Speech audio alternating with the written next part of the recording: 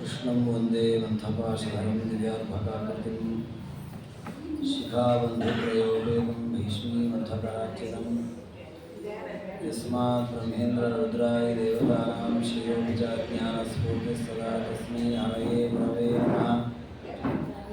मध्वसाध्यजनाराध्यशुद्धसिद्धान्तवर्धना द्वैतिगजभैरुण्डमर्दयोद्धतपद्धतिं अभ्रमं भङ्गरहितं मजुडं विमलं सदा आनन्दतीर्थमतुलं भजे तापत्रयावहम्। विद्यासिद्धान्तदुर्धान्तविध्वंसनविचक्षणः जयतीर्थाख्यतरणिर्भासतार्णो रघुम्बरे आसेतो रातुषा रात्रे योदिशो जितवान्मो सत्यध्यानगुरुः पातयतीन्द्रैरभिपूजितः ब्रह्मचर्य हरिप्रीतिसुविद्या वादशालिनः इष्टदान् कष्टार्त्रान्नः विद्यामान्यां नीनुमः आपादमूलिपर्यन्तं गुरूणामाकृतिं स्मरेत् तेन विघ्नाः प्रणश्यन्ति सिद्ध्यन्ति मनोरथाः। श्रीगुरुभ्यो नमः। हरिः ओं हरिः ओं हरिः ओं। नारायणं सुरगुरुं जगदेकनाथं भक्तप्रियं सकललोकनमस्कृतं च त्रैगुण्यवर्जितमजं विभवाद्यमीशं वन्दे भवघ्नममरासुरसिद्धवन्द्यं नारायणं नमस्कृत्य नरं चैव नरोत्तमं देवीं सरस्वतीं व्यासं ततो जयमुदीरयेत्। नारायणाय परिपूर्णगुणार्णवाय विश्वोदयस्थितिलयोन्नियतिप्रदाय ज्ञानप्रदाय विबुधासुरसौख्यदुःखसत्कारणाय वितताय नमो नमस्ते। ವೇದವ್ಯಾಸದೇವರು ರಚನೆ ಮಾಡಿರತಕ್ಕಂತಹ ಮಹಾಭಾರತದ ಅನುಶಾಸನ ಪರ್ವದಲ್ಲಿ ಯಾವ ರೀತಿಯ ಕರ್ಮಕ್ಕೆ ಯಾವ ರೀತಿಯ ಫಲಪ್ರಾಪ್ತವಾಗತ್ತೆ ಎನ್ನುವ ವಿಷಯವನ್ನು ಉಮಾಮಹೇಶ್ವರ ಸಂವಾದ ರೂಪವಾಗಿ ವೇದವ್ಯಾಸದೇವರು ತಿಳಿಸಿಕೊಟ್ಟಿದ್ದಾರೆ. ಉಮಾದೇವಿಯರು ದೇವರ ಸೃಷ್ಟಿ ವೈಭವದಲ್ಲಿರತಕ್ಕಂತಹ ಜೀವಿಗಳು ಸಾಧನೆ ಮಾಡುವಾಗ ಮಾತನ್ನು ಯಾವ ರೀತಿ ನಿಗ್ರಹ ಮಾಡಿಕೊಳ್ಬೇಕು, ಯಾವ ರೀತಿಯ ಮಾತುಗಳಿಂದ ಪುಣ್ಯ ಪ್ರಾಪ್ತಿ, ಯಾವ ರೀತಿಯ ಮಾತುಗಳಿಂದ ನರಕ ಪ್ರಾಪ್ತಿ, ಅದನ್ನು ತಿಳಿಸಿಕೊಡಬೇಕು ಅಂತ ಕೇಳಿದಾಗ ಅದನ್ನು ನಿರೂಪಣೆಯನ್ನು ಮಾಡಿದರು. ಯಾರು ಸತ್ಯವನ್ನು ನುಡಿತಾನೋ ಅಂಥವನು ಉತ್ತಮವಾದಂತಹ ಫಲವನ್ನು ಪಡಿತಾನೆ. ಸುಳ್ಳನ್ನು ಹೇಳಬಾರದು, ಮತ್ತೊಬ್ಬರಿಗೆ ದ್ರೋಹವನ್ನು ಮಾಡಬಾರದು. ಸರ್ವಭೂತ ದಯಾವಂತಹ ವಿಶ್ವಾಸ್ಯಾ ಸರ್ವಜಂತುಷು ತ್ಯಕ್ತ ಹಿಂಸಾ ಸಮಾಚಾರ ತೇನರ ಸ್ವರ್ಗಗಾಮಿನ. ಸರ್ವಭೂತ ದಯಾವಂತ, ಎಲ್ಲ ಪ್ರಾಣಿಗಳಲ್ಲೂ ದಯೆ ಇರಬೇಕು, ಯಾರನ್ನು ಪೀಡಿಸಬಾರ್ದು. ಪೀಡಿಸುವುದಷ್ಟೇ ಅಲ್ಲ, ಯಾರು ತಪ್ಪು ಮಾಡಿದಾಗ ಕ್ಷಮಿಸುವಂತಹ ಗುಣ ಇರಬೇಕು. ಜೊತೆಗೆ ಎಲ್ಲರ ವಿಶ್ವಾಸಕ್ಕೆ ಅರ್ಹನಾಗಬೇಕಂತೆ ಜೀವನದಲ್ಲಿ. ನಾವು ಕಳಿಸಬೇಕಾದ ದೊಡ್ಡ ಸಂಪತ್ತಿ ಯಾವುದು ಅಂದರೆ 4 ಜನ ನಮ್ಮ ಮೇಲೆ ವಿಶ್ವಾಸ ಇಡಬೇಕು. ಇಲ್ಲಪ್ಪ ಇವ್ರಿಗೆ ಹೇಳಿದ್ರೆ ಇವ್ರಿಗೆ ಕೆಲಸ ಮಾಡ್ತಾರೆ, ಅಥವಾ ಇವ್ರು ಈ ರೀತಿ ಇದ್ದಾರೆ ಅಂತ ನಮ್ಮ ಮೇಲೆ ಅವ್ರು ವಿಶ್ವಾಸ ಇಡಬೇಕು. ಕೆಲವೊಮ್ಮೆ ನಮ್ಮ ಪರಿಸ್ಥಿತಿ ಹೇಗಿರುತ್ತೆ ಅಂದರೆ ಅವ್ರನ್ನೇನು ವಿಶ್ವಾಸ ಮಾಡಿಬಿಟ್ರೆ ಅವ್ರು ಏನು ಮಾಡ್ತಾರೆ ಯಾರಿಗೊತ್ತು, ಅವರಿಗೆ ಅವ್ರ ಮೈ ಮೇಲೆ ಎಚ್ಚರ ಇರಲ್ಲ ಅಂತ ತಪ್ಪಿತಸ್ಥರಾಗುವ ಪ್ರಸಂಗ ಇದೆ. ಹಾಗೆ ಬದುಕಿದವನಿಗೆ ಸ್ವರ್ಗ ಆಗಲ್ಲ. ಯಾರು ತನ್ನ ಕರ್ತವ್ಯವನ್ನು ನಿರ್ವಹಣೆ ಮಾಡ್ತಾ 4 ಜನರ ವಿಶ್ವಾಸವನ್ನು ಸಂಪಾದಿಸಿದ್ದಾನೆ ಅವನು ಸ್ವರ್ಗಾದಿಗಳನ್ನು ಪಡೆದುಕೊಳ್ತಾನೆ ಅಂತ. ಹೀಗೆ ಉತ್ತಮ ಫಲಪ್ರಾಪ್ತಿಗೆ ಎಂಥ ಕರ್ಮಗಳನ್ನು ಎಂಥ ಮಾತುಗಳನ್ನು ಆಡಬೇಕು ಅನ್ನೋದನ್ನು ನಿರೂಪಣೆಯನ್ನು ಮಾಡಿದರು. ಅದಾದ ಮೇಲೆ ಉಮಾದೇವಿಯರು ಮತ್ತೊಂದು ಪ್ರಶ್ನೆ ಕೇಳ್ತಾರೆ. ಯಾವುದು ಅಂತಂದರೆ, ಮನಸ ಬದ್ಧತೆಯೇನ ಕರ್ಮಣ ಪುರುಷಸ್ಸದ ತನ್ಮೇ ಬ್ರೂಹಿ ಮಹಾಭಾಗ ದೇವ ದೇವ ಪಿನಾಕ ದೃಗ್. ಮಾತಿನಿಂದ ಯಾವ ರೀತಿಯ ಸಂಸಾರ ಪ್ರಾಪ್ತವಾಗತ್ತೆ, ಎಂಥ ಮಾತುಗಳನ್ನು ಆಡಬೇಕು, ಎಂಥ ಮಾತುಗಳನ್ನು ಆಡಬಾರ್ದನ್ನ ಹೇಳಿದರು. ಕೋಪದಿಂದಲೋ ಬೇರೆ ಯಾವುದೋ ಒಂದು ಉದ್ವೇಗದಿಂದಲೋ ಮತ್ತೊಬ್ಬರ ಹೃದಯ ಭೇದಿಸುವ ಮಾತುಗಳನ್ನು ಆಡಬಾರದು. ಸಮಾಧಾನದಲ್ಲಿ ಮಾತನಾಡಬೇಕು, ಪ್ರಿಯವಾದ ಮಾತನಾಡಬೇಕು, ಹಿತವಾದ ಮಾತನಾಡಬೇಕು.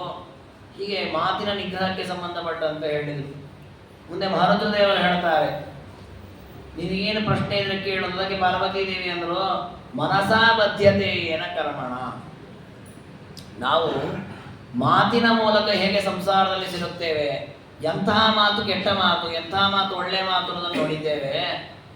ಯಾವ ರೀತಿಯ ಮನಸ್ಸು ನಮಗೆ ಪಾಪವನ್ನು ಉಂಟು ಮಾಡುತ್ತೆ ಅಥವಾ ನಮಗೆ ಶಿಕ್ಷೆಯನ್ನು ಕೊಡುತ್ತೆ, ಯಾವ ರೀತಿಯ ಮನಸ್ಸು ನಮ್ಮನ್ನ ಉತ್ತಮ ಗತಿ ಕರ್ಕೊಂಡು ಹೋಗುತ್ತೆ, ಆ ಮನಸ್ಸಿನ ಪ್ರವೃತ್ತಿ ಹೇಗಿರಬೇಕು ಅದರ ಬಗ್ಗೆ ನೀವು ತಿಳಿಸಿಕೊಡಬೇಕು ಅಂತ ಪ್ರಾರ್ಥನೆ ಮಾಡುತ್ತಾರೆ. ಆಗ ರುದ್ರದೇವರು ಹೇಳ್ತಾರೆ, ಎಂತಹ ಮನಸ್ಸನ್ನ ಹೊಂದಿದವರು ಉತ್ತಮ ಫಲ ಪಡಿತಾರೆ, ಎಂತಹ ಮನಸ್ಸನ್ನು ಹೊಂದಿದವರು ಅಧಮ ಫಲವನ್ನು ಪಡಿತಾರೆ, ಹೇಳ್ತಾನೆ ಕೇಳು ಅಂತ ಹೇಳಿ ಮೊದಲು ಒಂದು ಮಾತನ್ನು ಹೇಳ್ತಾರೆ. ದುಷ್ಪ್ರಣೀತೇನ ಮನಸ ದುಷ್ಪ್ರಣೀತ ತರಾಕೃತಿ ಮನೋಬದ್ಧತೆಯೇನೆಯ ಶೃಣುವಾಕ್ಯಂ ಶುಭಾನನೆ. ಕೆಟ್ಟ ಮನಸ್ಸು ಇರತಕ್ಕಂತಹ ವ್ಯಕ್ತಿಗಳಿಗೆ ಎಂತಹ ಫಲಪ್ರಾಪ್ತಿಯಾಗತ್ತೆ ಅಂತ ಕೇಳಿದ್ದಾರೆ. ಅದಕ್ಕೆ ಮೊದಲೊಂದು ಮಾತನ್ನು ಹೇಳ್ತೇನೆ ಅಂತ ರುದ್ರದೇವರು. ಏನು ಅಂದರೆ, ಯಾವುದೇ ಒಬ್ಬ ವ್ಯಕ್ತಿ ತಾನು ಯಾವುದೇ ಕೆಲಸವನ್ನು ಮಾಡುವಾಗ ದೇಹದಿಂದಲೋ ಮಾತಿನಿಂದಲೋ ಕೆಟ್ಟದ್ದನ್ನಾಡ್ತಾನೋ ಒಳ್ಳೆಯದಾಡ್ತಾನೋ ಗೊತ್ತಿಲ್ಲ, ಮನಸ್ಸಿನಲ್ಲಿ ಕೆಟ್ಟ ಆಲೋಚನೆ ಇಟ್ಕೊಂಡು ಕರ್ಮಗಳನ್ನು ಮಾಡ್ತಾ ಇದ್ದ ಅಂತ ಆದರೆ ಆ ಕರ್ಮಗಳು ಕೆಟ್ಟ ಫಲವನ್ನೇ ಕೊಡುತ್ತಂತೆ. ದುಷ್ಪ್ರಣೀತೇನ ಮನಸ ದುಷ್ಪ್ರಣೀತ ತರಾಕೃತಿ. ನೋಡಿ, ನಾವು ಕೆಲಸ ಮಾಡ್ತಾ ಇದ್ದೇವೆ, ಆ ಮಾಡುವಾಗ ಮಾತುಗಳನ್ನು ಕೆಟ್ಟದಾಗಿ ಮಾತನಾಡಿದ್ದೇವೆ, ಒರಟಾಗಿ ಮಾತನಾಡಿದ್ದೇವೆ, ಕೋಪದಿಂದ ಮಾತನಾಡಿದ್ದೇವೆ, ಅದಕ್ಕೆ ಪಾಪ ಇದೆ. ಆದರೆ ಮನಸ್ಸಿನಲ್ಲಿ ನಮಗೆ ಕೋಪ ಏನಿಲ್ಲ. ಉದಾಹರಣೆಗೆ, ನಾನು ಯಾವುದೋ ಒಂದು ಸತ್ಕರ್ಮ ಮಾಡ್ತಾ ಇದ್ದೇನೆ, ಏಕಾದಶಿ ಉಪವಾಸ ಮಾಡ್ತಾ ಇದ್ದೇನೆ, ಯಾರೋ ಬಂದರು, ನೀರು ಕುಡಿತೀರಾ ಆಚಾರ್ಯ ಅಂತ ಕೇಳಿಬಿಟ್ಟು ಸಿಟ್ಟು ಬಂದು ನನಗೆ, ಉಪವಾಸ ಮಾಡ್ತಾ ಇದ್ದೀನಿ ನೀರು ಕುಡಿತೀರಾ ಅಂತ ಕೇಳಿಬಿಟ್ರಲ್ಲ, ಹಟ್ಟುದಿಲ್ಲೇನ್ರಿ ಇವತ್ತು ನಾನು ಉಪವಾಸ ನೀರು ಕುಡಿಯಲ್ಲ ಅಂದರೆ ಕೋಪದಿಂದ ನಾನು ಬೈದೆ, ಇದಕ್ಕೆ ಪಾಪ ಇದೆ. ಆದರೆ ಮಾನಸಿಕವಾಗಿ ಅವ್ನು ಪಾಪಿ, ಅವ್ನು ಹಾಳಾಗೋಗ್ಲಿ, ಅವ್ನು ಕೆಟ್ಟವನು ಅಂಥದ್ದೇನು ಭಾವನೆ ಇಲ್ಲ ನನಗೆ. ಈಗ ಅವ್ನು ಪಾಡಿ ಅವ್ನು ಬಂದು ಕೇಳಿದ್ರು, ನಾನು ನೀರು ಕುಡಿಯಲ್ಲ ಅಂತ ಸರಳ ಹೇಳಿ ಕಳಿಸ್ಬೋದಿತ್ತು, ಅವ್ನು ಕೋಪದಿಂದ ಹೇಳಿದೆ ನಾನು, ನಿಮ್ಗೆ ಅಷ್ಟೊತ್ತಿವೆಲ್ಲ ಹಾಗೆ ಅನ್ನೋದಷ್ಟು ಬೈದು ಕಳಿಸಿದೆ. ಆದರೆ ಇಷ್ಟು ಬೈಯುವಾಗಲಿ, ಈಗ ಆ ಮಾತುಗಳನ್ನು ಆಡುವಾಗಲಿ ಮನಸ್ಸಿನಿಂದ ಅವ್ರಿಗೇನೋ ಶಾಪವನ್ನೋ ಬೈಯೋದೇನೋ ಮಾಡಿಲ್ಲ ನಾನು. ಅದೇ ಕೆಲವೊಮ್ಮೆ ಏನು ಮಾಡ್ತೇವೆ, ಹಾಗೇ ಕೇಳಿರ್ತಾರೆ, ಏನಾದ್ರು ತಿಂತೀರಾ ತಗೊಳ್ತೀರಾ ಅಂತ, ಏನು ಬೇಡ ಅಂತ ಬಾಯಿಂದ ಹೇಳ್ತೇವೆ, ಒಳಗೆ ಎಂಥ ದುಷ್ಟರಿ ಅಷ್ಟು ತಿಳಿಯಲ್ವಾ, ಏನೇನು ತಲೆಗೆ ಸರಿಯೋ ಇಲ್ವೋ ನೂರಾರು ಮಾತಾಡ್ಕೊಂಡು. ಕೆಲವೊಮ್ಮೆ ಬಾಯಿಂದ ಅಂತೇವೆ, ಮನಸ್ಸಿನಲ್ಲಿ ಏನೂ ಇರಲ್ಲ ಅವ್ರ ಬಗ್ಗೆ. ಕೆಲವೊಮ್ಮೆ ಮನಸ್ಸಿನಲ್ಲಿ ಸಿಕ್ಕಾಬಿಟ್ಟು ಅವ್ರು ಬೈಕೋತೆ, ಇದನ್ನ ನಗ್ತಾ ಆಗ್ತಾವಲ್ಲ, ದೇವ ಇಲ್ಲಪ್ಪ ಭಾರಿ ನಿಂದಿಲ್ಲ ಆ ಥರ ಆದಿತ್ಯ ಭಾಳ ಒಳ್ಳೆಯದಿದೆ ಅನ್ನೋದು ಒಳಗೊಳಗೆ ಬೈಕೊಳ್ಳೋದು, ಎಂಥ ಪಾಪಿಗಳು ಇವರು ಅಂತ. ಕೆಲವೊಮ್ಮೆ ಇದನ್ನು ಎದುರಿಗಾಗ್ತಿದ್ರು, ಮನಸ್ಸು ಫೋನಲ್ಲೆಲ್ಲ ಮಾಡ್ತಿರ್ತೇವೆ, ಹಾಗೆ ಎರಡರ ಫೋನಲ್ಲಿ ಮಾತಾಡ್ತೇವೆ, ಪಾಪ ಆಚಾರ ಲೇಟ್ ಆಯಿತು, ಏನು ಲೇಟ್ ಇಲ್ಲ ಅನ್ನೋದು, ಅವ್ರ ಫೋನ್ಗಳು ಎಂಥ ಕಿರಿಕಿರಿ ಮಾಡಿದ್ರಪ್ಪ ಅಂತ ಅವ್ರು ಬೈಕೊಳ್ಳೋದು. ಈ ಥರದ ನಮ್ಮ ಪ್ರವೃತ್ತಿಗಳಿರುತ್ತೆ ಲೋಕದಲ್ಲಿ. ಹಾಗಾದರೆ ಮನಸ್ಸಿನಿಂದ ನಾವು ಕೆಟ್ಟದಾಗಿ ಯಾರ ಬಗ್ಗೆ ಯಾರು ಆಡ್ಕೊಳ್ಳೋದು, ಬೈಯುವುದು, ನಿಂದನೆ ಮಾಡೋದು, ಚುಚ್ಚುವುದು ಇತ್ಯಾದಿ ಮಾಡಿದ್ವಿ ಅಂತ ಆದರೆ ಅಂತಹ ಮನಸ್ಸಿಟ್ಕೊಂಡು ನಾವು ಏನೇನು ಕೆಲಸಗಳನ್ನು ಮಾಡ್ತೇವೆ ಅದೆಲ್ಲವೂ ಕೆಟ್ಟ ಫಲವನ್ನು ಕೊಡುತ್ತೆ, ಒಳ್ಳೆಯ ಫಲವನ್ನು ಕೊಡಲ್ಲ. ಅದಕ್ಕೆ ರುದ್ರದೇವರು ಹೇಳಿದರು, ಮನಸ್ಸಿನಲ್ಲಿ ಕೆಟ್ಟ ಆಲೋಚನೆ ಮಾಡಬೇಡ. ಧ್ರುವರಾಜನಿಗೆ ಅವರ ತಾಯಿ ಸುನೀತಿ ಅಂತ ಅವಳ ತಾಯಿ, ಅವರು ಅದನ್ನೇ ಹೇಳ್ತಾರೆ, ಸುರುಚಿ ಸಿಕ್ಕಾಪಟ್ಟೆ ಬೇಸರ ಆಗುವ ಮಾತುಗಳನ್ನು ಆಡಿರ್ತಾಳೆ. ನನ್ನ ಹೊಟ್ಟೆಯಲ್ಲಿ ಹೊಟ್ಟೆಯಿಲ್ಲ, ಹಾಗೆ ನೀವು ತಂದೆ ತೊಡೆ ಮೇಲೆ ಕೊಡೋ ಅಧಿಕಾರ ನಿನಗಿಲ್ಲ, ಹಾಗೆ ಹೀಗೆ ಸಿಕ್ಕಾಪಟ್ಟೆ ಬೈತಾಳೆ. ಇವರಿಗೆ ಸಿಕ್ಕಾಪಟ್ಟೆ ಬೇಸರ ಆಗುತ್ತೆ, ಧ್ರುವರಾಜನಿಗೆ ಸಿಟ್ಟು ಬರುತ್ತೆ, ಆಕ್ರೋಶ ಬರುತ್ತೆ. ತಾಯಿ ಹತ್ರ ಹೋಗಿ ಇನ್ನೇನು ಕಂಪ್ಲೇಂಟ್ ಹೇಳಿ ಸಿಕ್ಕಾಪಟ್ಟೆ ಬೈಬೇಕು, ಆ ಸುರುಚಿ ಎಷ್ಟು ಕೆಟ್ಟೋಳು ನಮ್ಮ ಚಿಕ್ಕಮ್ಮ, ಹಾಗೆ ಹೀಗೆ ಅಂತೆಲ್ಲ ಅನ್ಬೇಕು ಅಂತ ಅಷ್ಟು ತಯಾರಾಗಿರ್ತಾರೆ ಧ್ರುವರಾಜರು.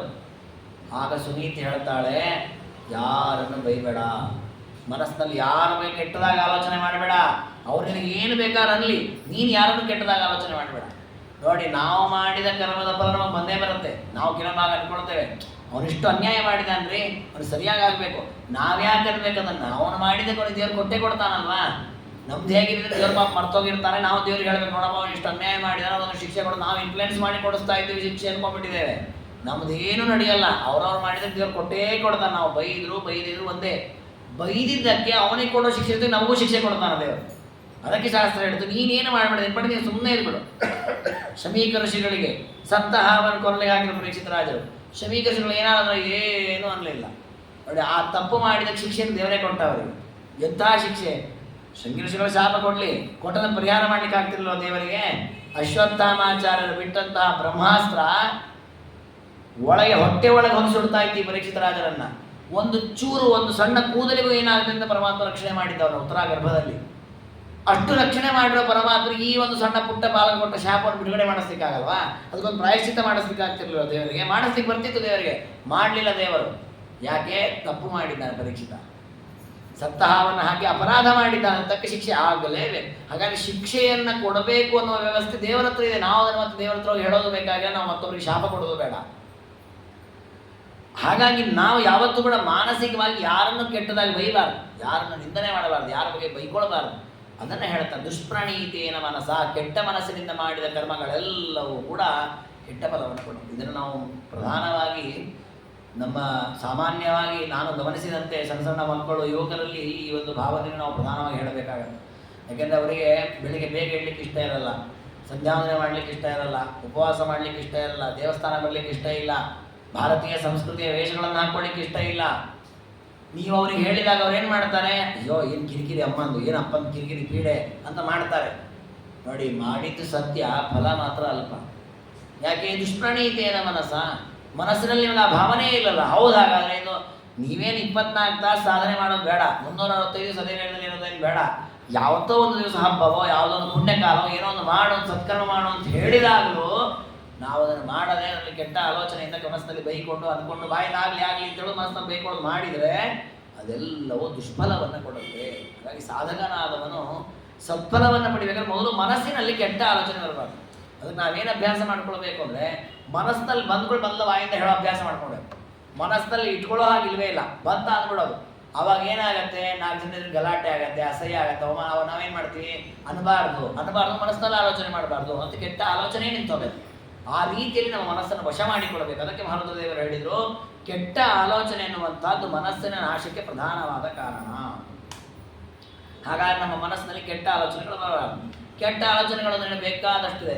ಮತ್ತೊಬ್ಬರ ದ್ರವ್ಯವನ್ನು ಅಪೇಕ್ಷೆ ಪಡೋದು, ಮತ್ತೊಬ್ಬರ ಮನೆಯನ್ನು ಅಥವಾ ಮತ್ತೊಬ್ಬ ಸ್ತ್ರೀಯನ್ನು, ಪರದ್ರವ್ಯಗಳನ್ನು, ಪರ ಸ್ತ್ರೀಯನ್ನು, ಅದೇ ರೀತಿ ಮತ್ತೊಬ್ಬರ ಏಳಿಗೆಯನ್ನು ಸಹಿಸಬೇಕು. ಈ ರೀತಿ ಅನೇಕ ವಿಧವಾದಂತಹ ಕೆಟ್ಟ ಆಲೋಚನೆಗಳು ನಮ್ಮ ಮನಸ್ಸಿಗೆ ಬರಲಿಕ್ಕೆ ಅವಕಾಶ ಇದೆ. ಅಂಥ ಯಾವ ಆಲೋಚನೆಗಳು ಬರಬಾರದು. ಆ ವಿಷಯಕ್ಕೆ ಸಂಬಂಧಪಟ್ಟಂತೆ ಕೆಲವು ಅಪೂರ್ವ ಚಿಂತನೆಗಳನ್ನು ಕೊಡ್ತಾರೆ.